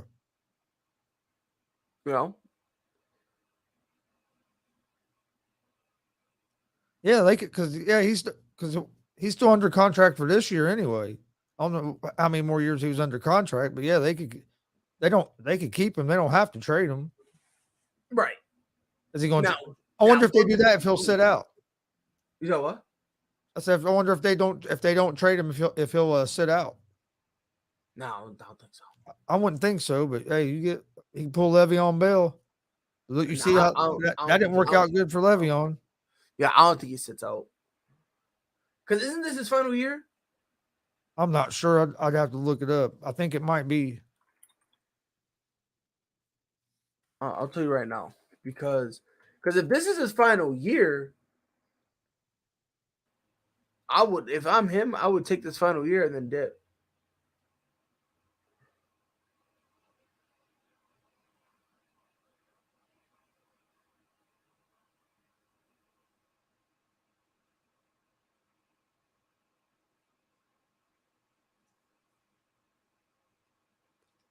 Jeez. Yeah, take forever. Oh, there it is. All right. Yeah, this is his final year. Wait, hold on. Yeah, this is his final year. Yep, this is it for him. So I mean, yeah. After this is a wrap. But if you don't trade him, then you could lose him and not get nothing for him. So that's kind of where, like, if you're not going to trade him, you kind of have no choice but to kind of take what you can get. Which I think you'll still get a solid haul for him. Don't get it twisted. Yeah, because you're not going to re-sign him. You're going to want to trade him because you just don't want him to walk away as a free agent next year and not get nothing out. You're not, not get nothing in return for him. Right.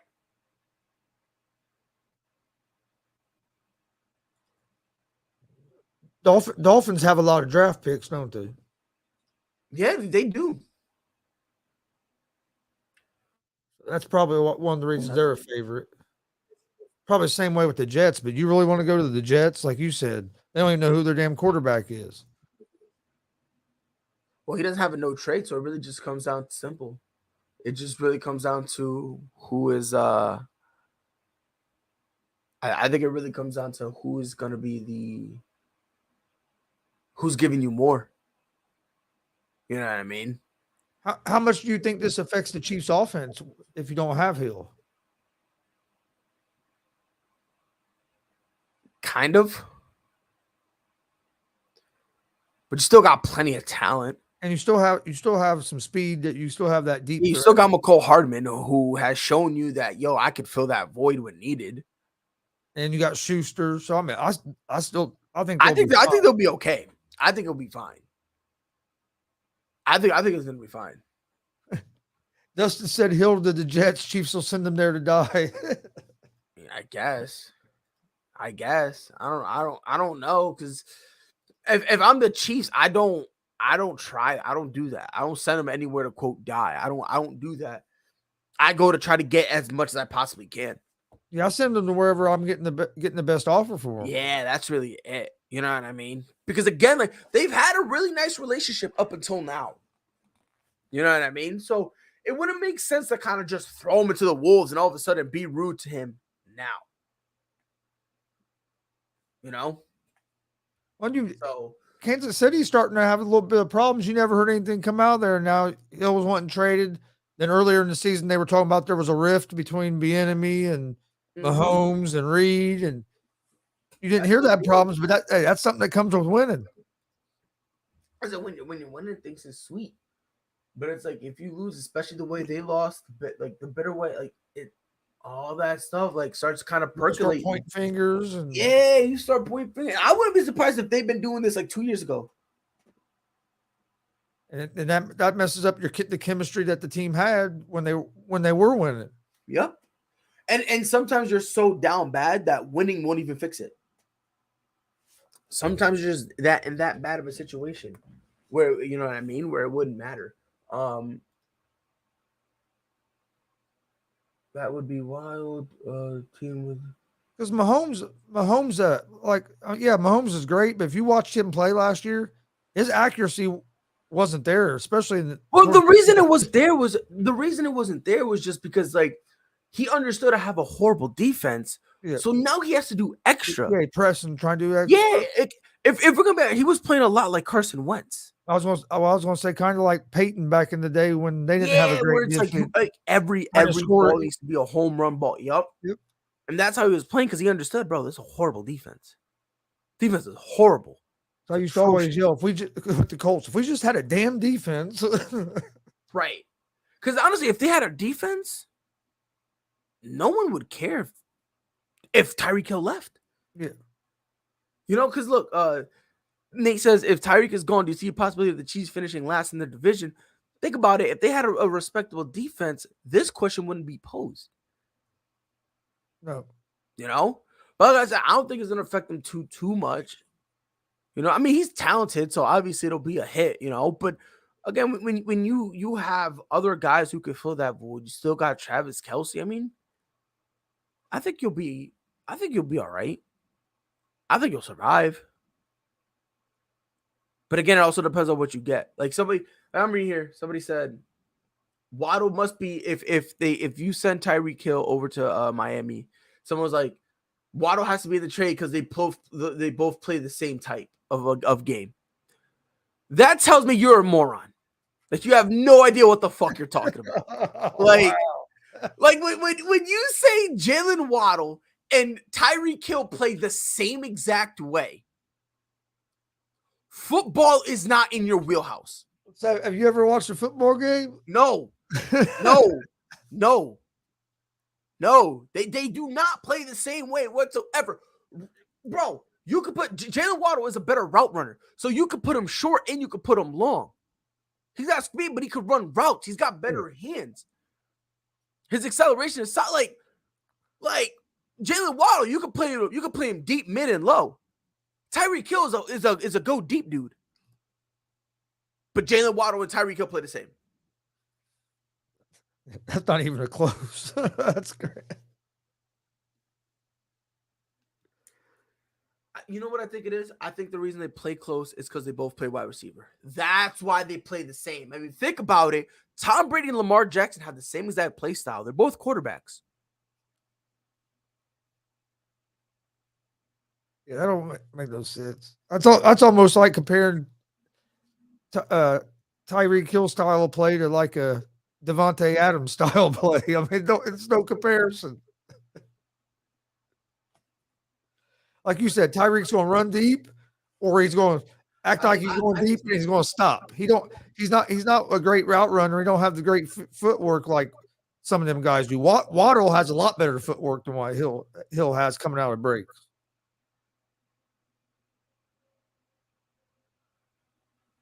It's just Some of these people need to go watch the combine when it's on TV and watch these guys come out of their breaks and watch their footwork. You can tell. no, tell but that's the thing. Like Uh, no one watched that. Everyone says that. You know what I mean? Everyone says that until you actually have to actually watch, and you're like, oh no, they play the same. Like,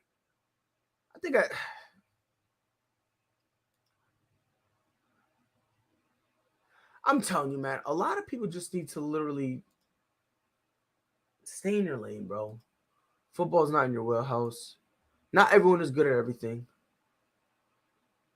Does it says, could this be a blessing in disguise for Mahomes and the Chiefs? No Hill means a new look offense, which could give Mahomes a chance to prove how good it is. I don't think it's a new look offense. I don't think the offense changes that drastically. You know? I don't either because they'll put Hardman in the situations on a lot Right. of those deep routes. Right. He has that speed.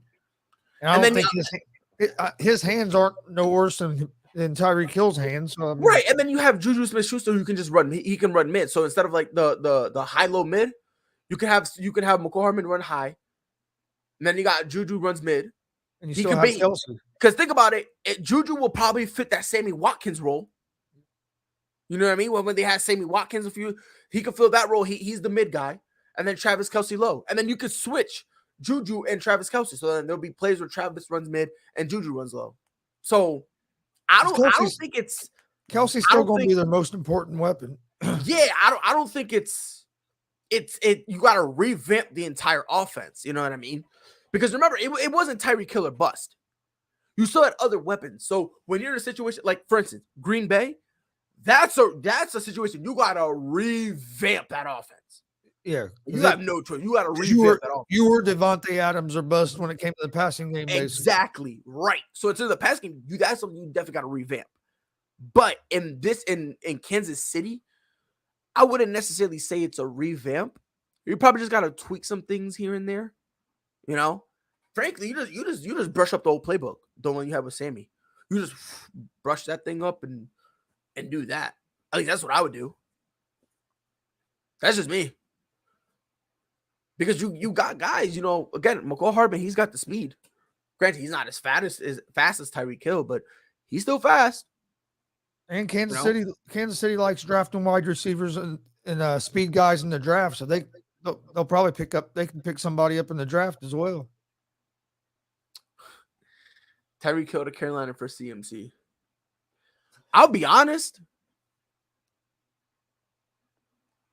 If you add some picks to that, I think you add some picks. I think Kansas City picks up the phone. I think they enjoy the conversation. I think they indulge it. I think they'll have a conversation. Because Tyreek Hill for CMC, that's not too crazy. If you go, you don't want Tyreek Hill, I'll make you guys a deal. We'll give you CMC's one of them guys that you can say hasn't been able to stay healthy. Right, but at the same time, you can put him. Not only can you put him in the as the running back because he'll be the best running back, but then when you want Clyde Edwards-Helaire to get some touches, you just line him up in the receiver like he did in Stanford. Yep. So that's what I'm saying. That doesn't sound that crazy. Straight up, they won't do it. But if you say if your first word is CMC and a couple picks, I think Kansas City has a conversation with you. And something like that could be the best thing for CMC. You get in a situation where you don't have to be the every down back, right? Then you're not the every down back, have that wear and tear on his body. Maybe he will be able to stay healthy. But then you can also line up outside.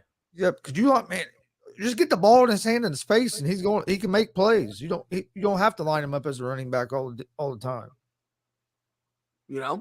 So it's just interesting because at the same time, who knows what they get? I mean, hey, maybe the Miami Dolphins fan base is or their front office is casual, like people who are saying that, maybe they're casual saying Tyreek Hill and Jalen Waddle play the same style. Maybe they're that casual. Because if you send Jalen Waddle to Kansas City,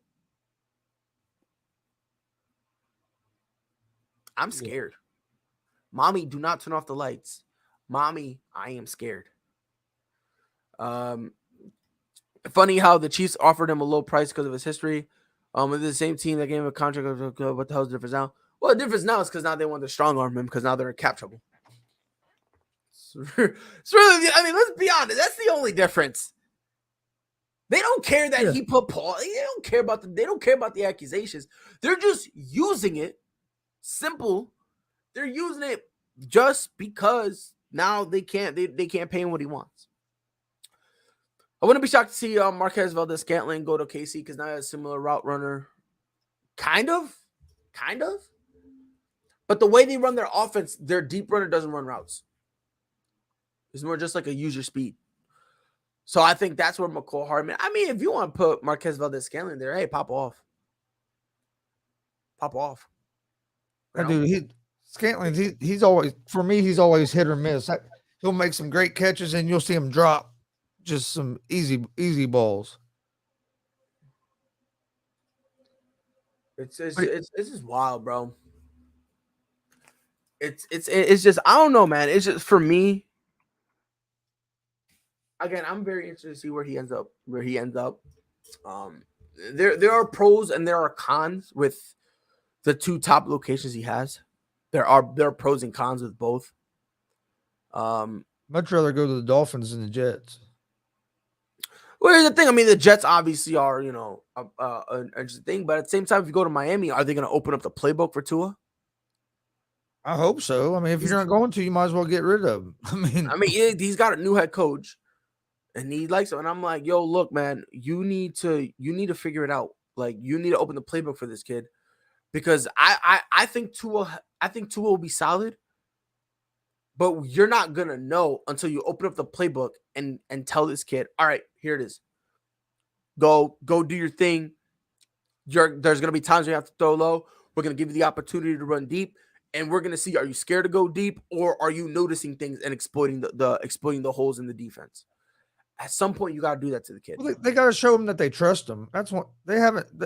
They haven't showed to it that have trust in him at all. They don't. And how do you? It's hard for how you go. It's hard for a guy to get comfortable. If you know your organization and the coach don't trust you, it's not going to work. Right. It's not at all. And then you got your offensive coordinator worried about opening the face or the playbook up. So then you can't even see what you have. Right. So the Chiefs reportedly want at least 2 first-round picks for Tyreek Hill.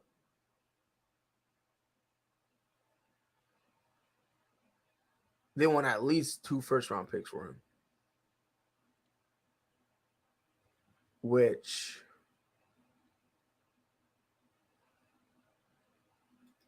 obviously, the Jets can give you that.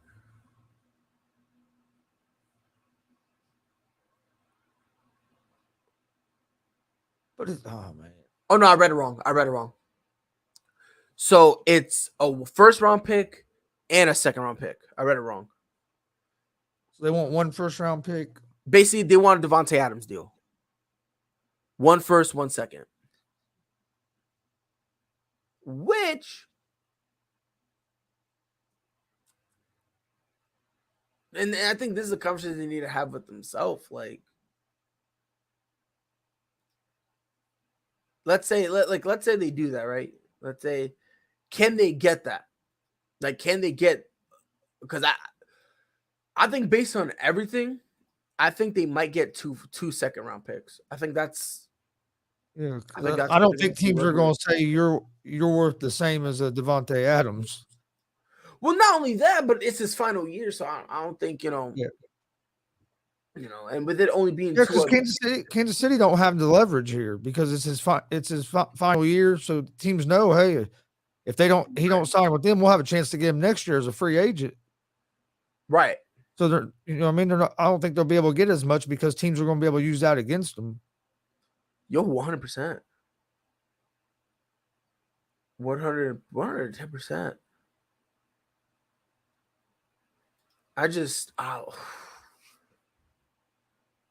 Well, okay. Before we sign off, where do you have him? Where do you have him going? I think he's going to end up with the Dolphins. Is that what? I think he'll end up in Miami with the Dolphins. Is that what? He said Miami. No, you got to pick a team. You got to pick a team. I mean, pick a team. Like, where do you think he could get traded to? Miami. Oh, I think okay. I thought you said something else. I thought you said something else. My bad. My bad. Oh, you're good. Dustin says the Jets because they have more assets. Which I kind of agree. That's really the only reason because based on everything, the Jets can basically be like, I mean, for all we know, the Jets might panic and they might be like, oh, they're giving you 2 firsts, we'll give you 2 firsts and a second. Like they can afford to do that. Yep. Because they could, you know what I mean? I think there had to be something going on there in Kansas City with Hill because why would you want to give up that team you're on to go somewhere else just for a few million? I mean, this wouldn't be his first big contract. He's gotten paid before. You know, I mean, he's made money. I mean, you're leaving one of the best teams in the league. Well, it has been. I don't know how good they're going to be this year, but the last 3 or 4 years been almost the best team in the league, and you're going to end up maybe with what's been one of the worst teams in the league. Yeah. Yep. It's going to be a shame, but again, you kind of put himself in this position because, you know. Amon said he'll be the new Debo in Miami. Oh, yeah, like he'll be the new Debo in Miami. Yeah, 100%. Yeah. He would be. And I like it. I think he would fit there. You a little bit like a gimmick dude because you still, you know, I think I'll be fine. I just find it funny. I agree with what Dustin just said too. I think some of the circles around being that something happened and all them guys don't respect him like they did. Not even. Not in this instant. No way. Nah. I think what it came down to is simple. He saw Devontae Adams get paid big money, and he saw Christian Kirk get paid big money, and he was like, well, I want more money. I think that's what it comes down to. I couldn't believe Christian Kirk got what he got. I will say it's the Tom Black and Blue. Bless his heart. Hey. Bless his heart. Hey, if you can get it, take it. By all means. Bless him. God bless his heart. You're worth whatever. Hey, you're worth whatever you get somebody to pay you. So hey, I think he's like the 3rd highest. Yeah, I could believe it. So you know, bless his heart. God bless him. You know what I mean? Matter of fact, if you can go get more. He's probably the 3rd highest in what? He probably not. He might be in. Well, we named off 16 receivers earlier and didn't say his name. Nah, we did that, and apparently that's disrespectful. I swear to God, bro. I'm telling you, bro. People who can't even spell football come up with the dumbest, laziest things ever, bro. It's ridiculous. It's utterly ridiculous, bro. People are like, "Oh my God, it's because of his name. He's top 5." Like, fuck out of here. I don't care what anybody says. I don't care what anybody says. And I mean this with the utmost disrespect. Any list that has Hill over Stephon Diggs, you're an idiot. Over Justin Jefferson, I don't listen to you. Your opinion means nothing. Over Mike Evans, who has been disrespected. Mike Evans, I don't know who's more disrespected. Mike Evans or Keenan Allen. That's true disrespect. Yeah. A legit 3-level receiver. And like you said, you don't hear much about them. They don't get the respect that they should. But Chris, Tyreek runs fast. He runs fast. Yep. He's got the zoomies. Like that, Mike Evans for sure. Mike Evans for sure is one of. I don't know who gets more disrespected, him or Keenan Allen. I don't know who gets disrespected more, but for sure it's one of them. For absolute sure. I'm gonna name you some wide receivers that are better than Tyreek Hill. I want you to let me know if I'm out of pocket. Let me know if I'm out of pocket. And Chris, if there's other receivers you want to add in, let me know. So obviously D-Hop, Devontae Adams, those two, right? Yep. By the way, I don't know whether or not this dude's playing this year, Michael Thomas. I don't know whether or not he's playing. So I'm not putting him on the list just because of that fact. If he was playing healthy, he's definitely better. But I'm going to take him off, right? So we got those two, Mike Evans, Keenan Allen. All right. Justin Jefferson, Jamar Chase. I'm at 6 right now. Chris, what other receivers did we name? Stephon Diggs, that's 7. DK Metcalf. 8. Chase. I said Jamar Chase. Okay. Adam Thielen. We said Adam Thielen. Thielen. Which is another one that casual be Adam Thielen. He gets disrespected quite a bit too. Bro, he gets double teamed and he still gets the ball. Adam Thielen can run a route. Oh yeah. Adam Thielen can run a route. Matter of fact, here's what we're gonna do. He'll get double teamed and still put up 100 yards a game. All right. So Cooper Kupp. Yeah, Cup. Yep. Debo Samuel. Right? Debo, right? Yep. Debo. I'm trying to think who else we said. So mind you, we're already past 10. Let the record show we're already past 10. But we'll continue. AJ Brown. Yeah, we had AJ. We had Godwin. Chris Godwin. I think that one you can make an argument with Chris Godwin. Now we're gonna start getting into the dicey guys that you can be like, all right, let's see. Okay. Terry McLaurin. That's an iffy one. You could say maybe. Renfro. Hunter Renfro is another one that you can say maybe. Right? Yep. What's another one that you can say maybe for? Maybe T. Higgins, maybe. Maybe I'm being too nice to him. Is he better than Tyler Lockett? Oh. You see what I'm saying? Yeah. Like, I just named 10 dudes who are, and another one. Thank you. I can't remember if I said him the first time. Brandon Cooks. Yep. Cooks. Like, what do we do? Like, at some point, we need to drug test and IQ people. And on the IQ test, and here's another one. Again, that's another one I'm going to leave off. I want to see how many games he misses. If he only misses like 2 games, OBJ is another one you got to throw bats better than him. That's another one. What about Landry? He'd be close. That's another one. I think we said Cooper Kupp. Just in case, throw Cooper Kupp in there. Well, Woods. Robert Wood, that's another one you can make an argument for. That's yet another one you can make an argument for.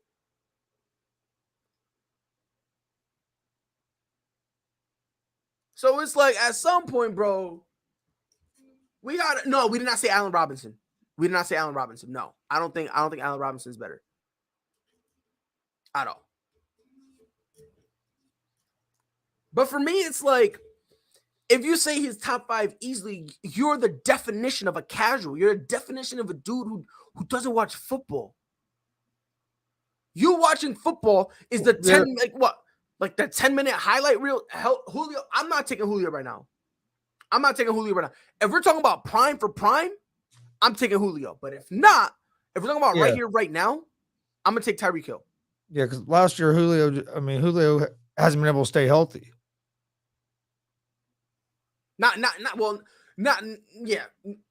Nelson Aguilar, no. Shut up about him. No, he's not. He's an okay receiver. He was catching babies, not dropping them up like Aguilar. Like, but let's be honest, bro. Let's be honest. I just named 10 easily. I didn't even mention Jalen Waddle, who I am high as I love that kid, bro. Did we say Jefferson? We said Jefferson. I said Justin Jefferson, yes. I said Justin Jefferson and Adam Thielen. Amon, you're a smart dude. Name me where I messed up. Dustin, another smart guy. Name me where I messed up.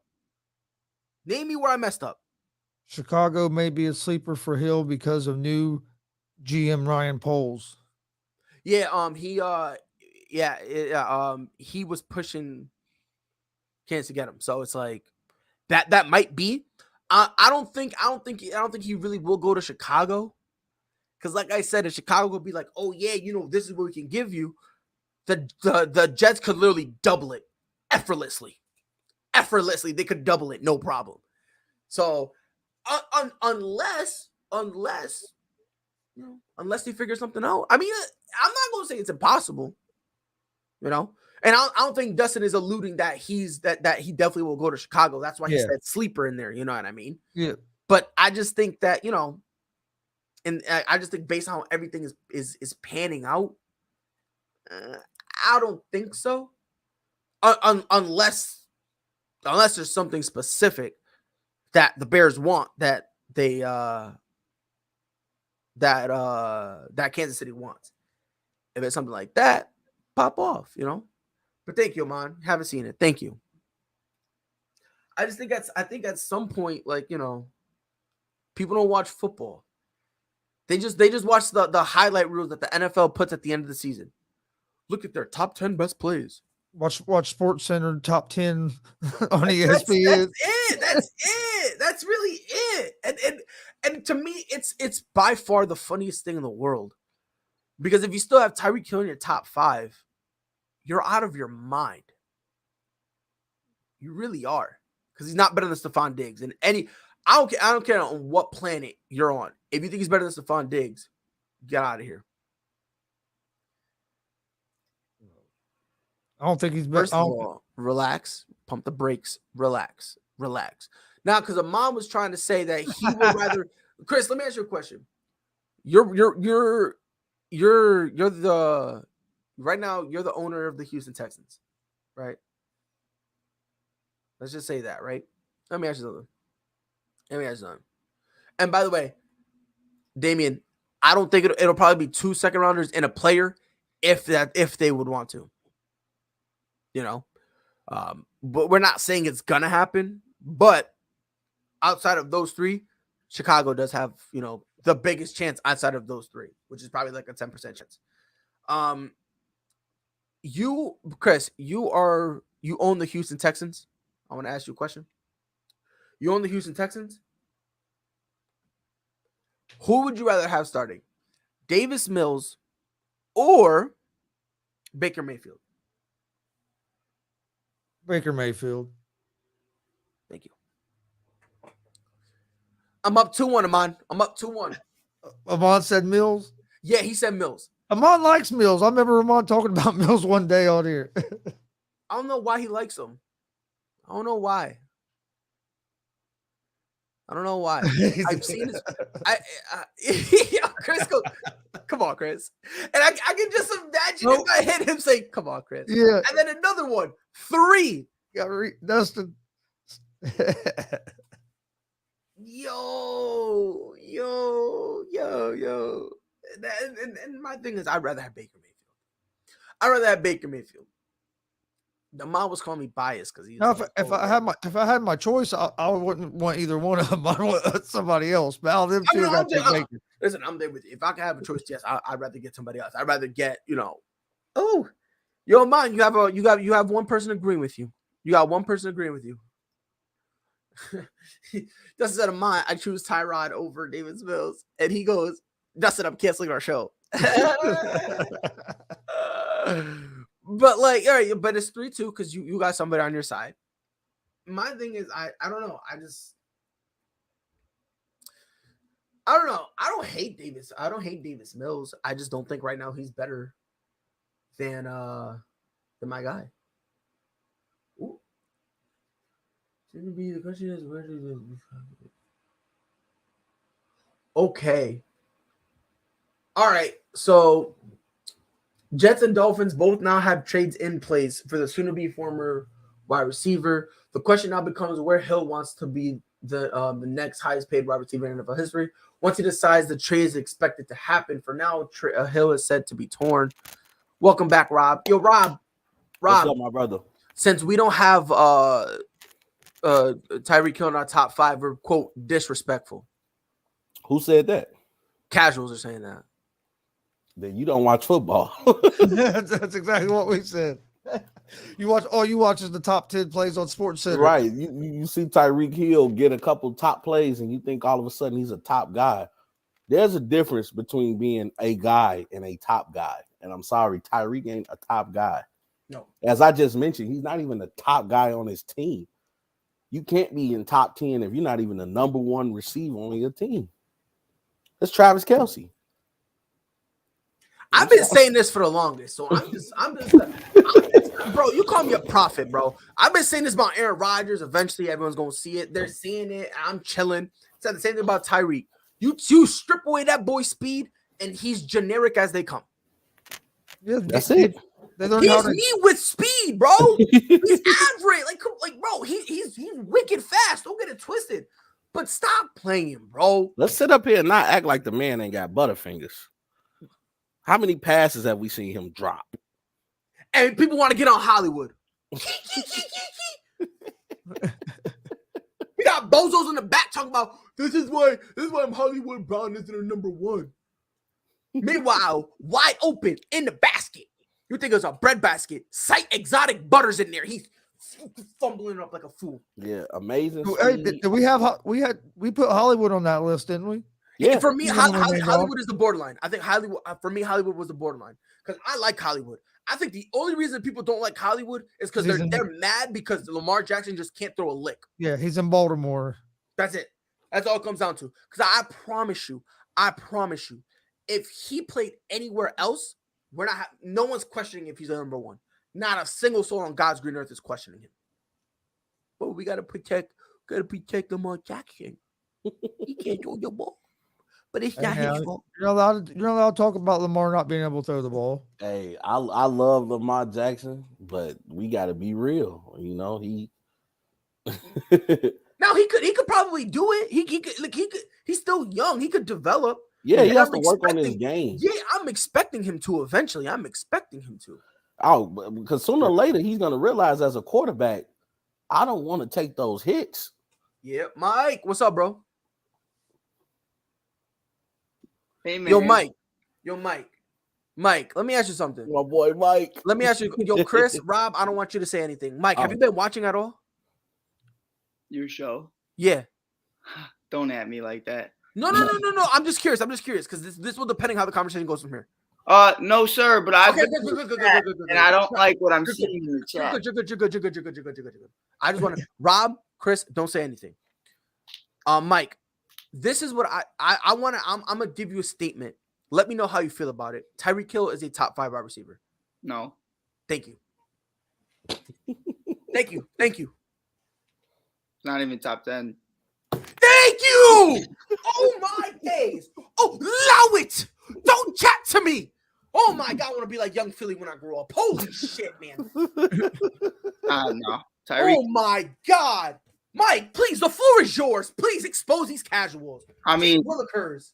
Tyreek's just really, Tyreek's just really fast, and he's 28 years old, turning 29. And the problem is he's having these knee issues, and it's being exposed. And the thing is, right now, if say he went to Green Bay, it's in a situation where there is no Tyreek Hill in Green Bay, not Tyreek Hill.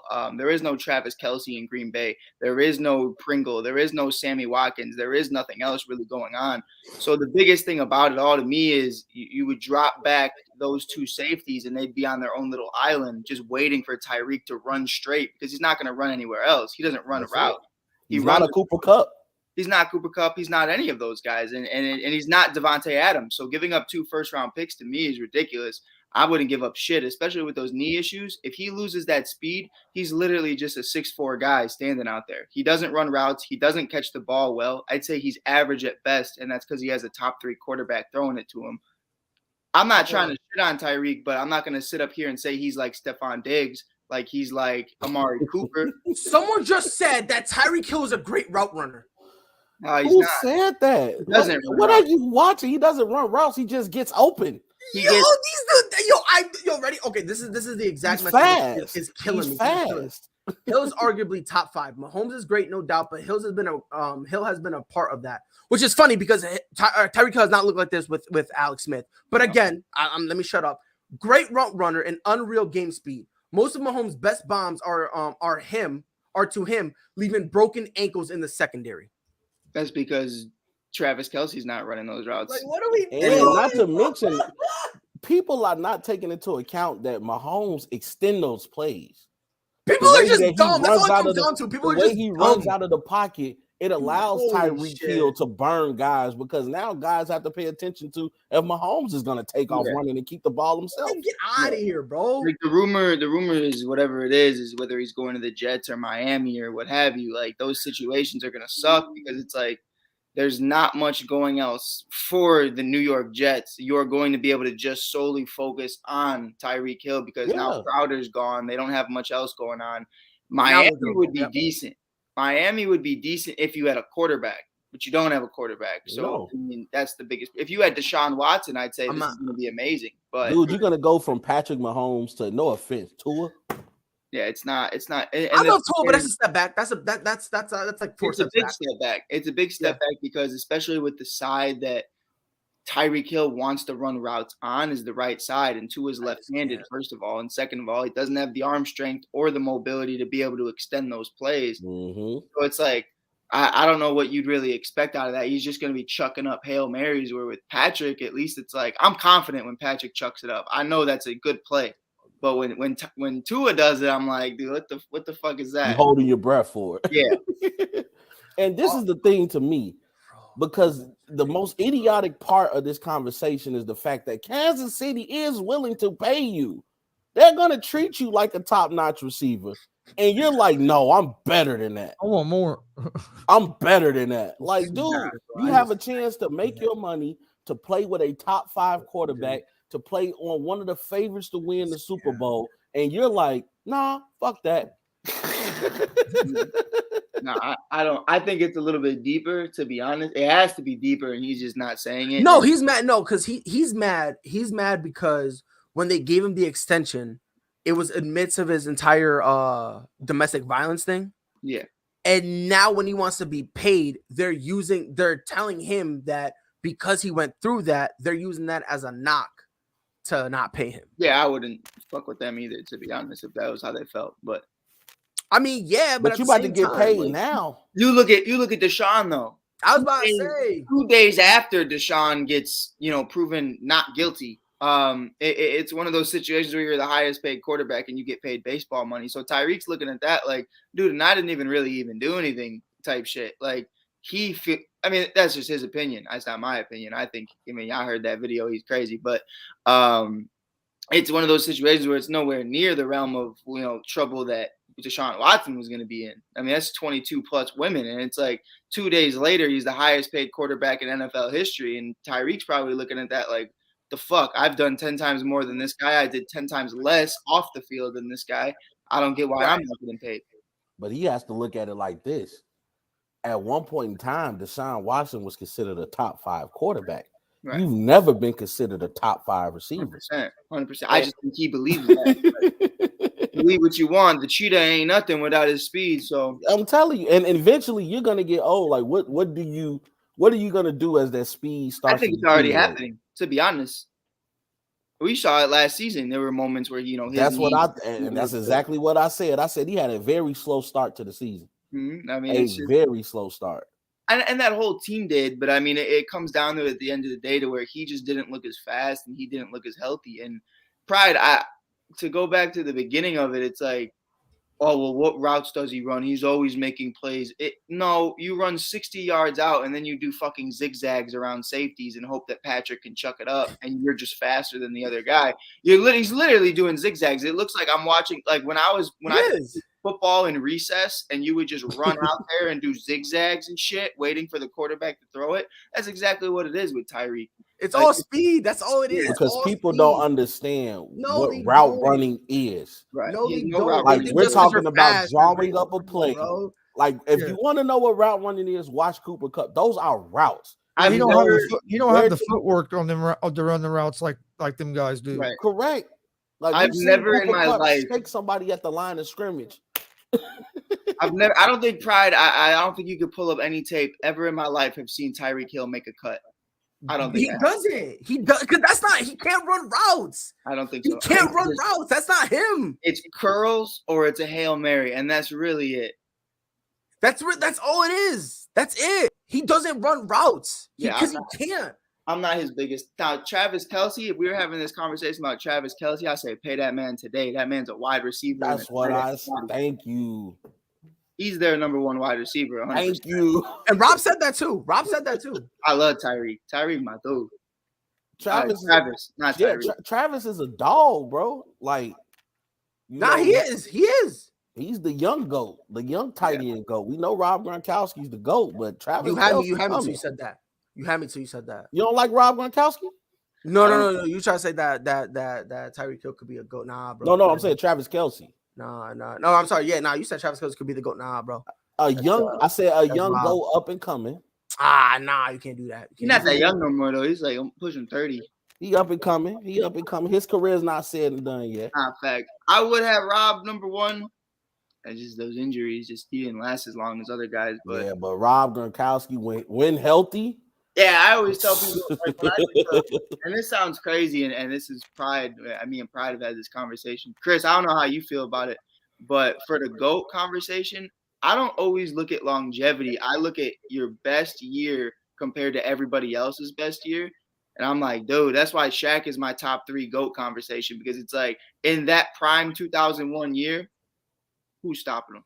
And for Jordan, for LeBron, for a bunch of other guys, who's stopping them? Like, it's just not happening. And then I feel the same way with Rob. It's like when Rob was in his prime with Tom, ain't nobody doing anything about it. No. See, I just had a conversation with somebody, and they asked, they said, okay, in your eyes, what separates a star from everybody else?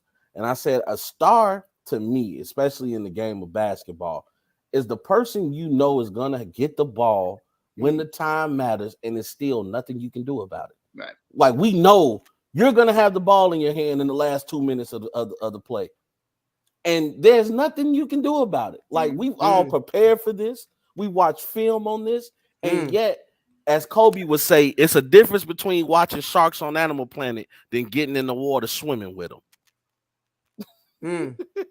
I never heard him say that, but he said that to Bow Wow. Bow Wow challenged him in a one-on-one game. Sounds like some shit he was saying. And he gave Bow Wow 10 points. They were going to 11, and Bow Wow got the ball first.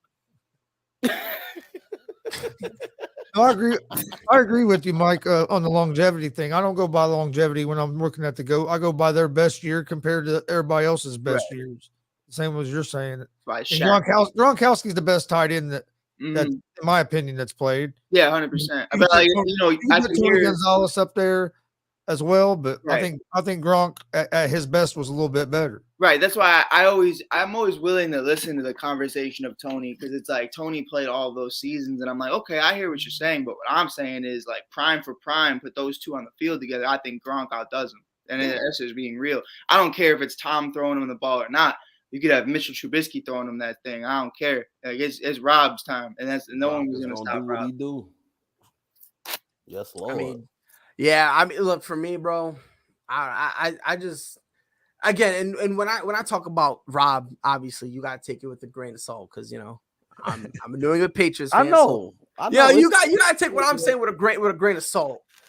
But me personally, I just think Rob Gronkowski brought everything you wanted to a tight end. 100%.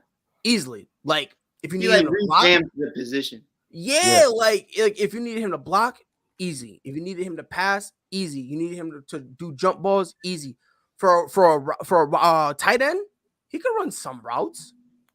Now, I'm not gonna sit here and say he's a stupendous route runner. Right. I ain't gonna say that. Travis is not get the credit for as good a blocker as he is, though, either. No one gives him that credit. People don't give him the credit for that. He was a great blocker, especially in the run game. I mean, he had a physical game, because we've seen situations in which defenders beat him to the spot. He was just bigger and stronger than you. Right. I would say if Travis Kelce's a hell of a route runner, but he doesn't block as much. I think that's one of my biggest knocks on him. And that's where, like, when you compare those two together, it's like, I get it. But when I look at Travis Kelce, I look at him more of as a wide receiver, because he's not really doing everything Gronk was doing. I don't really care if you can run routes as a tight end. I think one of the biggest things to me is, are you just bigger than everybody else? It's kind of like being a center in the paint. Like, as long as you're getting big, I don't really care.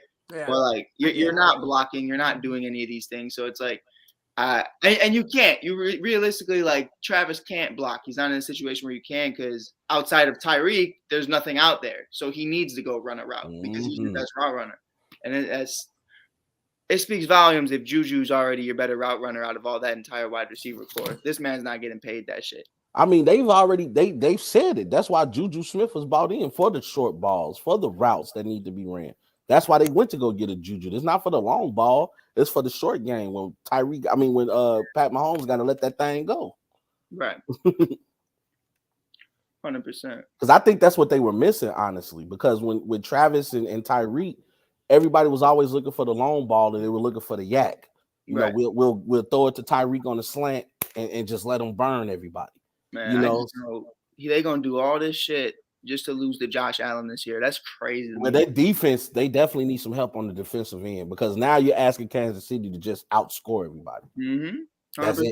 100%. And that's why to me it's like if I'm Green Bay, I don't give up those picks either because Green Bay's in a situation where they lost a shit ton of players on defense. And I get you don't have Adams, but for a damn near 30-year-old who relies solely on speed, I don't know. I don't know if that's the right move. That's pretty. I would bring in Odell before I brought in Tyreek Hill. I'll wait 6 months for Odell to come back without giving up 2 first-round picks. That's not happening. Not worth it. Or you could have just got Amari Cooper if that's how you felt, because they knew Devontae Adams. They knew about it. It's coming out that they knew he was gone way before Aaron even signed it, way before the Amari Cooper trade even happened. So it's like that's how you felt. You should have went out and got Amari and flipped it. But they said, according to what I read and heard, he felt disrespected because Aaron Rodgers was telling him all this. I'm gonna make sure you get paid, bro. I'm gonna do this for you. You know, I'm nothing without you. And then boom, I get a $200 million contract, 150 guaranteed. It's like Aaron Rodgers looked at Devontae was like, yeah, well, I got to get paid first though. 100%. I see both sides of it though. It's kind of like, but I mean, I get business is business, it's never personal, but at the same time, if I'm Aaron Rodgers, I realize, man, who do I have besides Devontae? Who do I have? I said this earlier, bro. If you look at that, bro, like listen, bro, some of those dudes, I don't even know if there'll be a wide receiver 3 on some teams. Like, you see what I'm saying? So it's like now that he's gone, you look everywhere else, you're kind of like Vanderlesh is your number 1. Like Lazard. Come on, bro. You looking, come on, bro. Like, and on top of that, y'all not getting Randall Cobb. Like an old Randall Cobb, don't just say Randall. You gotta say old Randall Cobb, right? Because Randall Cobb used to throw the ball too. Right, bro, like, you see what I'm saying? Like, it's just not the same at all. You see what I'm saying? Well, so it's not Aaron the Rodgers same at is all. trying to sabotage Green Bay. You said what? I think Aaron Rodgers is trying to sabotage Green Bay. Why would you? Nah, he's a weirdo though. Nah, he's a weirdo. I love Aaron Rodgers. He's doing his thing. He's doing his thing. Okay, I get it. I get it now. 100%. Double agent. I get it now. You got me. He a double agent on the game. He rocking with Chicago. We're his kids. He ain't gonna do us like that. He owns us, according to him. He does. Green Bay don't. He does. 100%. 100%. I mean, look. At the end of the day, bro. There's just no debate at this point. Just none whatsoever. He's not top 5. Yeah, whoever said we were being disrespectful, you're being disrespectful to the game of football, thinking that Tyreek Hill is a top 5 receiver, bro. I'm fine with 100%. 100%. 110%. 110%. You can't watch the games if you talk. No, you don't. Kyle Pitts. They just watch highlights. Yeah, 100%. That's 100%. You just watch highlights. That's all it really comes down to. You know what I mean? Like, you just watch highlights and then you just reiterate what ESPN tells you to say. Yeah, that's all it really comes down to. Because again, like, again, name me one guy that I've said in my top 10 that's not better than Tyreek Hill. Name me one. I didn't hear your top 10. Name me one. So it's like, you say you didn't hear me? No, sir. So this ain't in the exact order, but this is just some of the guys I threw out. Devontae Adams, Cooper Kupp, Debo, Justin Jefferson, Jamar Chase, Stephon Diggs. Who? DeAndre Hopkins.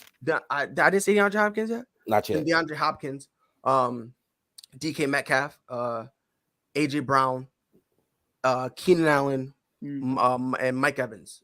Those are just some of the dudes I And thought. Hollywood.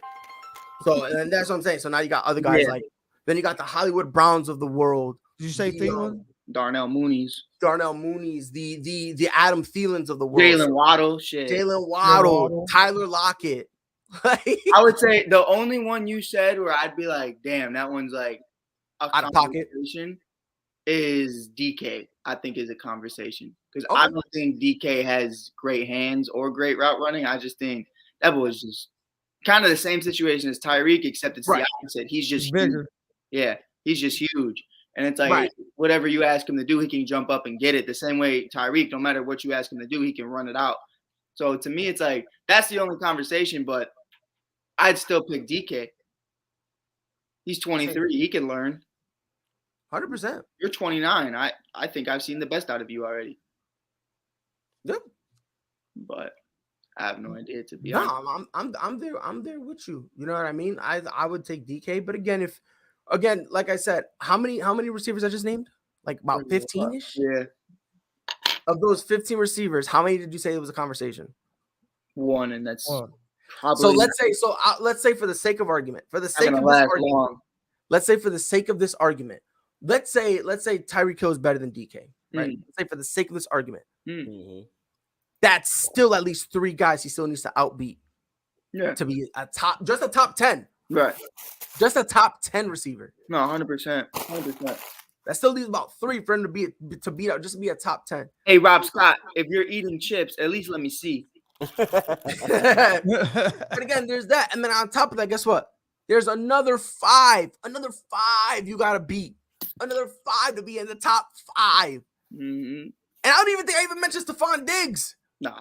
And then there's those guys like Cole Beasley. There's those guys like Chase Claypool. There's those guys like Deontay Johnson and so many others that are just you say Mike Williams. Yeah, Mike Williams that just don't get talked about.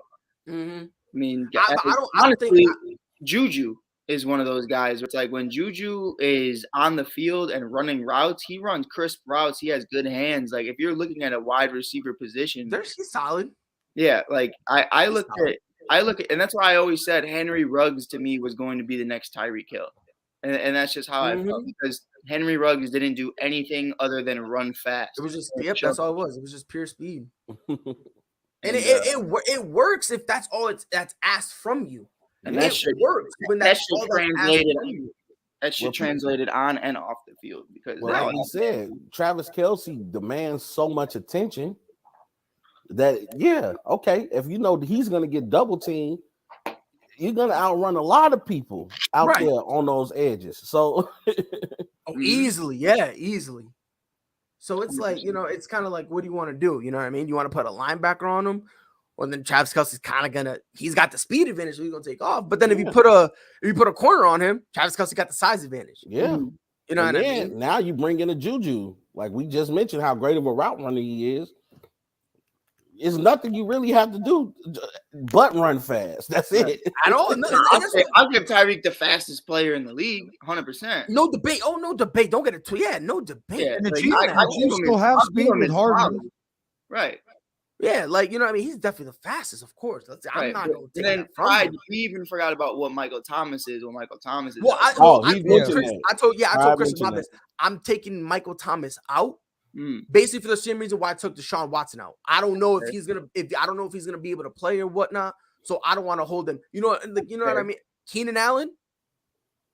It's another dude that you know what I mean, that gets mad disrespected. You see what I'm saying? Yeah, Evans too.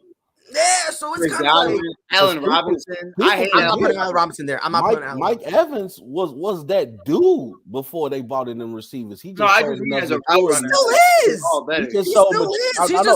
He just showed maturity because he was like, okay, I know it's other guys on this team.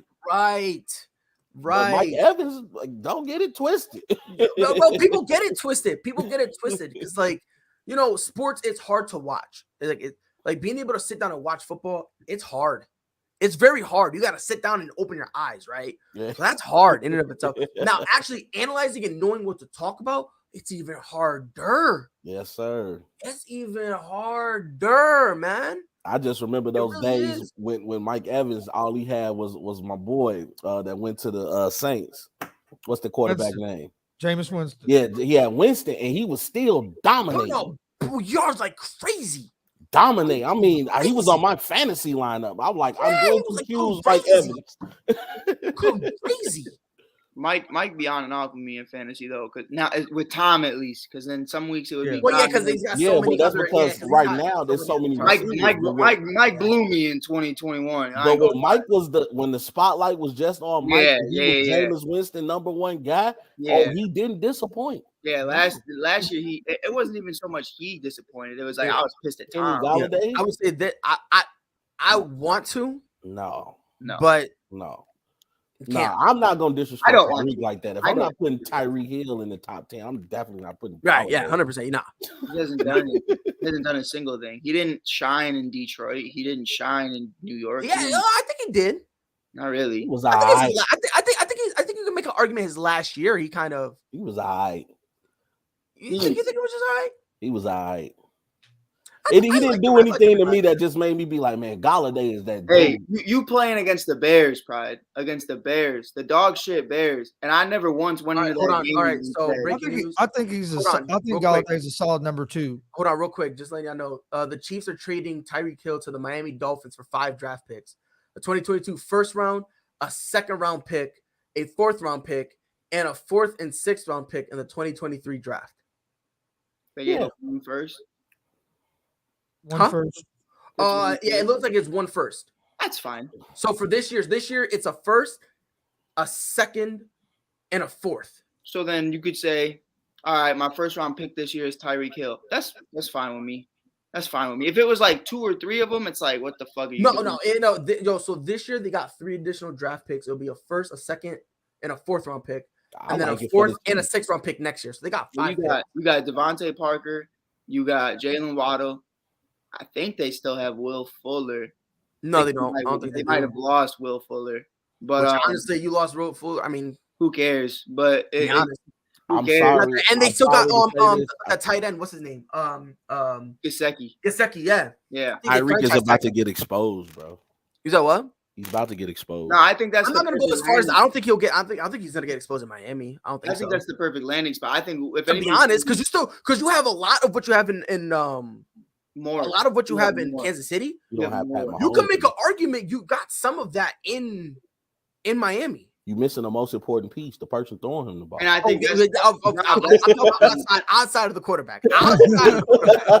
Outside of the quarterback now. Right. All right. Outside of the quarterback. Rob, that's the problem though, is I don't think that would mean Tyreek gets exposed. I think that's where Tua gets exposed and they move on from Tua. Because it's gonna be like you have I was gonna say this.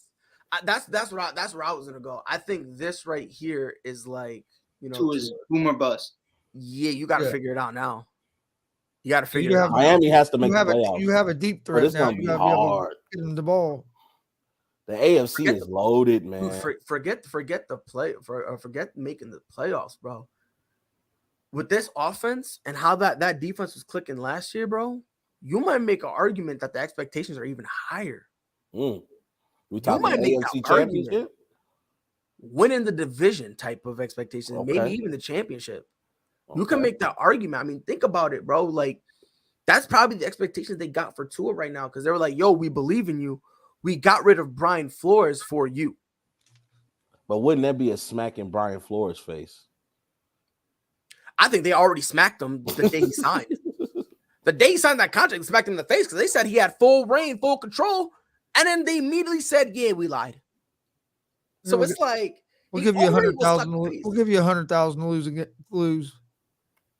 Right. If I'm Brian Flores, I'm like, man, maybe I should have took that deal. So what? Oh, you were taking it? I'll take the deal. I'm talking about we losing 17 games, all 17. I can't stand you. 100%. But again, I mean, and to me, I would go Jimmy G on it, honestly, or something. Like I would not. I would even rock out with Jameis Winston before I rocked out with Tua, and that's just me being real about it. But my Jameis is actually pretty good. I don't think that's fair for you to say on Tua right now. Yeah, let's give him one more chance. But bro, I mean, he's still. This is what his only second year. third. Well, yeah, y'all expect them to all of a sudden be tearing records off the like. You got to understand, bro. They're playing mad conservative with this kid. Yeah. So my thing is, before we can say anything, and I've been saying this for a while, you got to open up the playbook for the kid. Like, listen, Philly, why do you think now they're starting to get comfortable with Jalen Hurts? Because they're opening up the playbook, and now they're saying, all right, we kind of got a little something. Now, I'm saying some of them, because some of these Philly fan base are attempting to kill the poor kid. So, free Jalen Hurts. But I used to be like you, you know? I used to be like you, a good guy. That's understandable. I'm not a good guy at all. No, when it comes to this situation, though, it's like, okay, we'll give you – we got to open up the playbook. After what they did to my boy Money Mitch, after what they did to Mitchell Trubisky, nah. That's different. No, that's different. No. That's different. And I'm going to tell you why. I'm going to tell you why. I'm going to tell you why it's different. We got to open up the playbook for Tua. We play too conservative with Tua. We do this with Tua. But I'm going to tell you why it's different. Nagy was out here fisting dudes. But here's where it's different. Here's where it's different. And it was like, fuck Mitch. But here's where it's different with It's not. Mitch. Yeah, no, I'm explaining you why. I'm explaining you why I think it's different. If you're opening up the playbook for Tua, you're trying to see whether or not this kid is really good. When they did it for Mitch, they were doing it to prove. They did it for they did it for a stretch where he was popping off. No. Yeah, when Matt Nagy got out of the way, there was a stretch where Mitch Trubisky, I think it was like 4 or 5 games, was balling out of his mind. Yeah, it was great. That's what I'm saying. Yeah, they opened up the playbook But and Matt they told Matt Nagy get out the way, and the kid was looking great. Hey, let's see what Mitchell do in Pittsburgh. And then Matt Nagy came back, and he was trying to prove he's not the guy. I don't know think why. Trubisky's going to do good in Pittsburgh because I agree. I think Matt Nagy was the problem. Exactly. No, but Chris, that's where I'm coming from. From my perspective, all of the fans around the NFL are Trubisky's dog shit, Trubisky's dog shit, Trubisky's dog shit. So when I hear, oh, Zach Wilson needs more time, Tua needs more time, Jalen, fuck you. No, he doesn't. Apparently he doesn't. Apparently he doesn't. I try to give pride this straight. You're good. No, I'm just saying, just in case, But everybody else, and I've been defending Mitch Trubisky. I like Mitch. I think he got a bad rap. Mm-hmm. I said this before, Rob. This is one of the few times I've gave Chicago love without trolling. You take Matt Nagy out of there. Thank God. You guys are in the wild card. I mean that wholeheartedly. I think you guys are a wild card team if Matt Nagy's not there. Yeah, 100%. It's like, and especially if Mac didn't go down and shit, you had Robert Quinn with 19, 20 sacks. Justin Fields was doing his thing. If we had a Sean Payton from the beginning of that season to end, not even a Sean Payton. If you had a Sean Payton, definitely, but you wouldn't even need a Sean Payton. If you had anything, there's just certain quarterbacks that you don't have to, that you shouldn't be conservative with based off their style of play. Right. Like a person like Justin Fields, you gotta let him shine. You gotta let him get outside that. Yeah, pocket. you're right. I'm not talking about him. I'm talking about for Tua. Even for Trubisky, right? Like you gotta let him get outside that pocket. Use that athleticism. And it's where I agree with you, but there's levels to it, and I think guys like Matt don't get it. The reason why Justin and Mitch were in the same boat for two very different people is because pride knows Justin can take it over on his own, and he can't have it be slow, because if it's slow, then he's not allowed to do what he does best. With Mitch, it's more so you need to play wild, because if you don't, this kid, he can't read a defense. You need to play wild. It needs to be the second that ball is snapped, it needs to be out. Yep. And instead you were like, sit in the pocket for 15 minutes, and it was like, with what O-line? And it's like, what the fuck? Yeah, bro, it's crazy, because like I know you got to go, Chris, so we'll see you, my guy. Good luck, bro. Be safe. Have a great show, brother. Yes, sir. But that's just really how it comes down to, bro. It's like, at some point, you know what I mean? I just think you're not going to know what you have with Tua until you give him the opportunity to prove whether he's good or whether he's not. At some point, now it's going to be no excuses. And that's what I'm saying. Like now, like, you got solid weapons, right? Mm-hmm. You do. Hey, I didn't mean to cut you off, but I just saw someone message it. Would you trade Tua for Baker? I would consider it. Right now. I would consider it. Or would you wait like mid-season to figure it out? I would consider it. You know what? I wouldn't trade for Baker. I would bring Baker in as a backup. Because, you already have Teddy on the thing. So if you trade for him, you got to give it to Tua. Oh, they have Teddy, don't they? Yeah, they signed. They got Teddy Bridgewater. Yeah, they got Teddy Bridgewater as the backup. But this is what I'm doing. This is what I would do. I'm sitting down and having a conversation. And I'm like, look, I'm not doing all this nonsense about us going, some of us want him, some of us don't. Majority rule. What are we doing? Are we trading him or no? And go from there. Right. And then whatever's made, whatever is agreed, whatever they say is gonna happen, regardless. Damn, Tyreek Hill got a new contract already. Where are you getting this from? Is that what? ESPN? Huh? That from ESPN? What? The Tyreek Hill stuff? It's from Adam Schefter. Hmm. Yeah, Adam Schefter. Because I go on Twitter. No, yeah, I hear you. That's why I was. Yeah, they go like that. Yeah, Twitter goes like that. The Dolphins are giving wide receiver Tyreek Hill a 4-year, $120 million extension, $72.2 million guaranteed. That's solid. I wonder how much he left on the table, or how much that Kansas City wanted him to leave on the table. I mean, probably a lot. I think Kansas City's thinking more longevity of like what's going to happen. You know what I mean? Oh, it's 100%. Like you have Jalen Waddle, you have all these other young pieces, Gesicki, Tua, the list goes on. The running back from the San Francisco, you have a lot of young pieces. So it's like at the end of the day, you have to look at it and understand, Tyreek in Kansas City, Travis is turning 30. Tyreek's turning 30, and then there's just Juju and Jackson just chilling in the sideline, just doing like TikToks and shit. And it's like, we got to do something here. But I think this is going to be the year now, Pride. I think this is the year. This is Rob Scott. You my man. I've been preaching it. I said it when they all got drafted. Whoever goes to Kansas City wins the Super Bowl. And whoever goes to Kansas City looks like the best out of the three. Now, Deshaun's in a different situation now. He can say whatever he wants. So is Mitch. But to me, when I saw that young core in Kansas City with Andy Reid, I said, whether it's Deshaun, whether it's Mitch, whether it's this other kid, Patrick Mahomes, that I don't know of, that I didn't. Even if it was Deshaun Kaiser, I thought that whoever it was, everyone forgets about Deshaun Kaiser, but 100%. I thought whoever it was going to be great. And now that they're gone and it's strictly Travis Kelce, who's also banged up, you're going to see it. Is Patrick Mahomes as good as everyone thought he was the first 2 years, or were we all just sipping out of the Kool-Aid that this was the next Tom Brady? I think there'll be a dip. A big dip.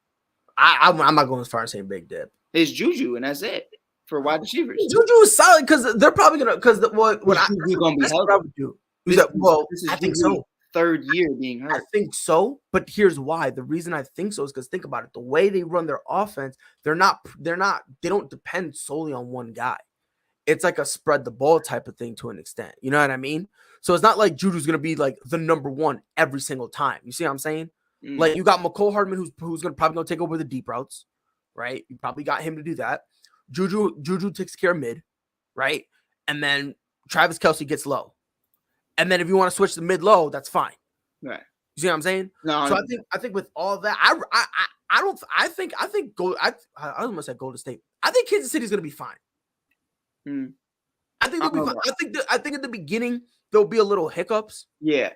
You know what I mean? I think it's gonna be rough in the beginning. I want to see how they draft. Not only draft, I want to see what else they do to bolster up that. Because they could. I'm waiting for them to get Honey Badger. I'm still waiting to bring them back. Miami's picks, that's a middle of the pack pick. So you could get someone like Treylon Burks out of Arkansas. You could get someone like Chris Olave. You could get someone to come in. And I think that's kind of the way they were going about it is let's actually set up plays for Patrick Mahomes outside of just bombing it. But now against Josh Allen or the Bills or even the Bengals or whoever, tick for tack, I don't think they're going to be able to go tick for tack with people anymore. You just got to count on Travis. You got to Clyde Edwards-Helaire. You better become a top 5 back out of nowhere, brother. Boy, don't get me started on him. You better become a top 5 back out of nowhere. Hold on, we got to say it too. While we got you in person, bro. Congratulations on your first win as a coach, man. I already got to care that, Thanks, boy. man. Appreciate it, bro. These kids are good. Yeah, bro. You said Clyde Edwards hilarious. That you lost me there, Chief. That's what I'm saying, though. That's what I'm saying, though. Is someone's got to step up. And that run game has been one of the things I think that's been hindering Kansas City. Yeah, I'll be honest. Not just because you're saying. I think everybody outside of Travis Kelce is gonna need a step up because obviously Travis Kelce is gonna do Travis Kelce thing. Yeah. But I think outside of him, I mean, they just lost Pringle too to the Bears, so it's right. like that's what I'm saying. So that's why I'm saying like Juju's literally the only thing you got. And McCole Hardman, without a shadow of a doubt, Hardman, without a shadow of a doubt, he's gonna be taking those deep routes, right? And he's gonna have to. I think he'll be fine there because he's got speed. I think he'll be fine, right? You know what I mean? But I just think now what they're gonna do, I think now you're gonna start seeing you might see Juju get utilized more, right? You know, well, let's say it like this too. Let's put it out here because I know people are gonna be looking like, well, you guys just said he's not a top 10 receiver, but now they got to step up because he's gone. Just because he's not a top 10 receiver doesn't mean he wasn't important to that team. And that's what a lot of people need to realize. Like you wouldn't put Draymond Green as a top 25 player. That doesn't mean he's not important to Golden State and what they do and what they try to accomplish. Yeah. So, but again, you're talking to people who can't spell.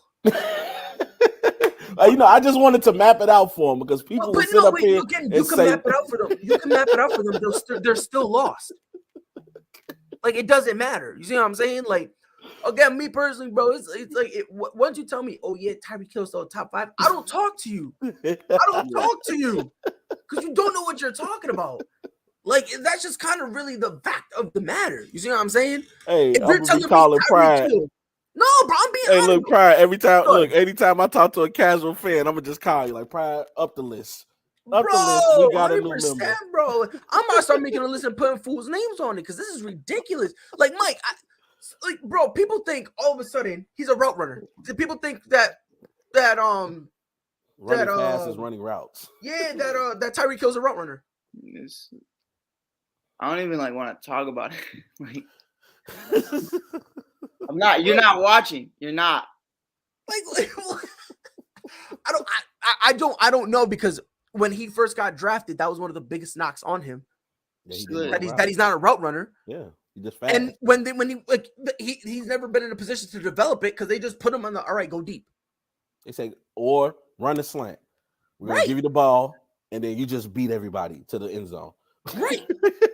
It becomes a race. Exactly. And guess what? When you run the slants, and before anyone says, "Oh, when you run a slant, doesn't that mean you need to be good at routes?" No, because when do they have them run slant? How many times do you see Tyreek Hill get jammed? Right. Only time you ever see him get jammed is if you got shallow safety help over top. Mm-hmm. That's the only time you ever see him get jammed because that way, when he then takes off, you then have the safety there to help, and it doesn't give Mahomes enough time to throw the ball in there. And that's what I'm saying. Like if he would have went to Green Bay, it's like you just have two safeties over the top, and it's like they're never gonna give Tyreek Hill a break because there's literally nothing else in Green Bay, and that's why. Hey, I just want to say when I first got on this bitch before the show even started, who was the one that said I think he should go to Miami, but 15 minutes later, he's in Miami. That's just, we got someone watching the show. But I think, with Jalen Waddle emerging, Devontae Parker being that guy who can kind of just do his thing, Gesicki is kind of really stepping into his own. Tyreek is in a great situation, if not a better situation, core-wise for weapons than he was in Kansas City. The only thing missing, like Rob said, I think running backs is pretty much the same situation than, Kansas City and Miami. But the big thing is QB, who's throwing the rock. And I think at the end of the day, that's really what you got to look at. To me, I hate Baker. I've been hated Baker. And Pride knows he felt like I was very indifferent throughout the year on how I felt. But it's like, it's one of those things where it's like, I never liked Baker. I just understood the situation with Odell was like, I looked at both of them and I was like, you both need to be better. You both need to and that's where Pride didn't understand where I was coming from. I was like, negatory. That's not what you're saying that now. Rob, what he was saying was Baker needs to step up. 100%. That's what he was saying. You were blaming solely Baker. Yeah. 100%. But I also my thing is I'm not saying it's one or the other. I just don't think it was a good situation. That's where I was. And I was like, and to me, I even said it, Freddie always killed me for it. I was like, Odell's 30 years old. That's a grown ass man. I was like, if anybody in that locker room is going to be able to sit down and have a conversation with Baker, it's Odell. And that's just not who Odell is. He's not willing to have those conversations. So that's where I was like, Odell's not in the right either, because it's like, you can have your dad make a 10, 15-minute video of Baker being asked, but that just speaks volumes on you. And what the fuck's going on in that room is like, instead of talking to Baker about it, you just made a 15-minute clip of basically saying, go fuck yourself. And it's like, what? It's just, for me, I just think it was a bad fit altogether. You go to a run first team, and when you got there, I don't think anybody ever really told him what they expected of him. You know, I just think everybody, I think they were like, I thought the organization was like, okay, he knows he's the number one option when the play breaks down. I think Baker was like, all right, I guess he's my number two option. And Jarvis probably thought the same thing. The coach probably thought, okay, we're still doing run first. Like, I don't think anybody ever really got on the same page, which is why when he went to the Rams, I think that was better, because before he even went with the Rams, Sean McVay sat down and told them, this is what we expect from you. This is how you will fit. Mm-hmm. And I think once you do that, it's like, oh, okay, so you got an actual plan for me. Because you mapped it out for him. Yeah. Right, because now it's all mapped out. So that's why, like, for me, because everyone blames Baker, I don't think so. I don't think it's just him. I think everybody has a hand in it. And if I got to blame somebody, it's the organization up top, because why trade for OBJ and then not tell him why he's coming in? Why would you do that and not inform him you're the number two, or we're a run first, or you're here for broken down plays? Like, why would I will also say this about the Cleveland Brown organization. They didn't do a good job of having Baker's back. No. At all. I felt like they were unsure of whose back they were supposed to have. I think they were a little afraid of, okay, is Baker another Johnny Manziel? Right. I think they were afraid of that. I think he is. I think he's super gifted. I think the only person getting in his way is him. Yeah. I'm gonna give him the benefit of that. I mean, he was hurt last year. Well, but here's my thing when it comes to injuries. I understand you're hurt, but once you put on that jersey, I can't give you the excuse. You out there. Right. Yeah, and the only reason I say that is because you knew you were hurt. Like, you knew that. Then don't play. You know felt, what I mean? Right, but you felt that in your capacity, you're not 100%. You still feel like you're enough to go out there and perform at a good enough level, not your normal level, but at least a good enough level that could help, that you would perform well enough where you can deliver a win. Mm-hmm. If you're that confident that you can do that and you're out on the field, I'm not going to give you that safety net of you being hurt. I can't give you that safety net, because then everybody would say, oh yeah, I'm playing hurt. Right. And then you can never get criticized. You see what I'm saying? That was like how Pacquiao came out after he lost to Mayweather. He was like, well, I tore my shoulder. I love Manny Pacquiao. And he says, bro, you didn't mention that. Well, he did. No, he did. But Mayweather, how much has Mayweather been hurt? You know what I'm saying? Mayweather wouldn't have let him inject the stuff that he wanted to do for it, which, sucks. But again, when you're hurt, you get out there in the ring, like. But you also got to understand, with your previous accusations of steroid use, I don't want you injecting yourself with anything before I fight. Right. I mean, no, that is but to get back to Cleveland though, like, with Baker Mayfield, I think at the end of the season he was playing games in spite of Cleveland, especially because he had lost the locker room too, because they feel like they chose him over Odell, and that he was the reason that Odell was gone. And a lot of the locker room loved Odell. Let's just be real. Odell he's a personable person. You know what I'm saying? Like, people like him. Right. So, to already lose your locker room, to now have your new number one receiver and Jarvis Landry not rocking with you, I think the writing was on the wall for Baker to get up out of Cleveland. The writing was on the wall. 100%.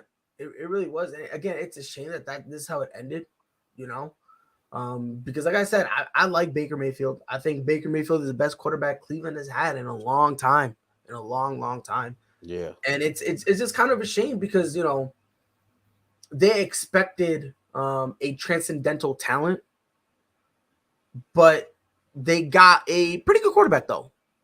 I wouldn't call him transcendental. I wouldn't call him elite, but he wasn't the worst quarterback that you could have. I'll say that about Baker. He wasn't the worst. He's not the worst you can have. Right, he's a starting caliber quarterback. Yeah. No, I think he's a starting caliber quarterback. 100%, right? But now it's kind of it's unfair for him in a situation where you see other guys like Justin Herbert, obviously Patrick Mahomes, before the allegations, Deshaun Watson, Joe Burrow, like these guys who they come and they take off, and that's expected to be the norm. That's really what's expected, right? Like Baker helped lead this team. Like we need to understand, he helped lead these teams to the playoffs. Yeah. And when he was doing it, like we gotta remember a few years removed from plastic or for paper bags and going over. See what I'm saying? So it's like 100%. I understand. Again, you don't gotta to beat Pittsburgh was big. Right. To beat Pittsburgh was a big move for them. It was big. And again, I'm not saying you gotta sit here and scream he's like top 10 or anything, but if you're like, you can't say this is our franchise guy, and then when it's time for y'all to have his back, you guys freeze. That kind of was telling, because if you lose the locker room as a quarterback, it's well, I don't think so. Not as a quarterback. I think it's you have a chance to get it back. You, as long as the organization has your back, and on top of that, as long as you go to the guys, have a conversation with them, and then play. You see what I'm saying? Like, I don't know if you remember, but in the beginning of the season, the Boston Celtics, our locker room was almost in shambles. When Marcus Smart went to the media and he was like, in essence, yo, we got to get it together. When he said that, Jaylen Brown and Jason Tatum grabbed him and said, yo, matter of fact, let's sit down. Let's have a conversation. And they sat down and they spoke. And then all of a sudden, they were willing to sit down. Exactly. So by this point, nobody liked Baker anymore. No. And that's the bad part. Not even your here's the heads of your organization. Which is why I do blame a little bit on Baker, because Baker should have been like, all right, look, I understand. Should have sat with the guys and said, look, I understand, we're not looking good right now. Let's have a conversation. Let's just clear the air, because I want to be able to move on or whatever. I think he tried to do that. I just think there's only so much you can do, because when the writing is on the wall, you can't scrub it off, no matter how hard you try. You know what I mean? Like, no matter how hard you try, that's why you got to repaint it. You see what I'm saying? And when you repaint it, guess what? It's a fresh coat. The coat that was before, you don't know nothing about it. Baker was that old coat. Yeah. He saw everything. They're repainting over him. And it's a shame. It really is, because, again, I felt like this year they could have done something. Nah, and it was sad, too. Nobody's lining up to take him. Right. Yeah. Nobody's lining up to take him. But speaking of the Chargers, boy, let me tell y'all, boy, that defense about to be woo. Matter of fact, we're gonna talk about that tomorrow, bro. Woo. This is kind of late right now, bro. Well, I know it's late, but I'm just saying, I was just speaking with somebody about the Chargers, man. I got high expectations for Los Angeles. 110%. 110%. But that'll be a conversation for tomorrow. Yes, ladies and Lord. gentlemen, it has been ASAP in the morning. We appreciate y'all chilling with us. On behalf of everybody that was here, Chris, Mike, and Rob, is your boy Pride. We'll be back here tomorrow morning, 10 a.m. Eastern, 9 Central. Till then, y'all know what to do. We gone. Whole sports, all plays. Yeah. Whole sports, all plays. Whole sports, all plays. 365, we making a place. We talking the game, get you through the days. We're high in the court, the dime in the lane. Variety, topics, living the same. All presentation, sports information. In the airways, taking the nation. All sport, all plays, like working your faces. Grace at the field, so tie the laces. All sports, all plays.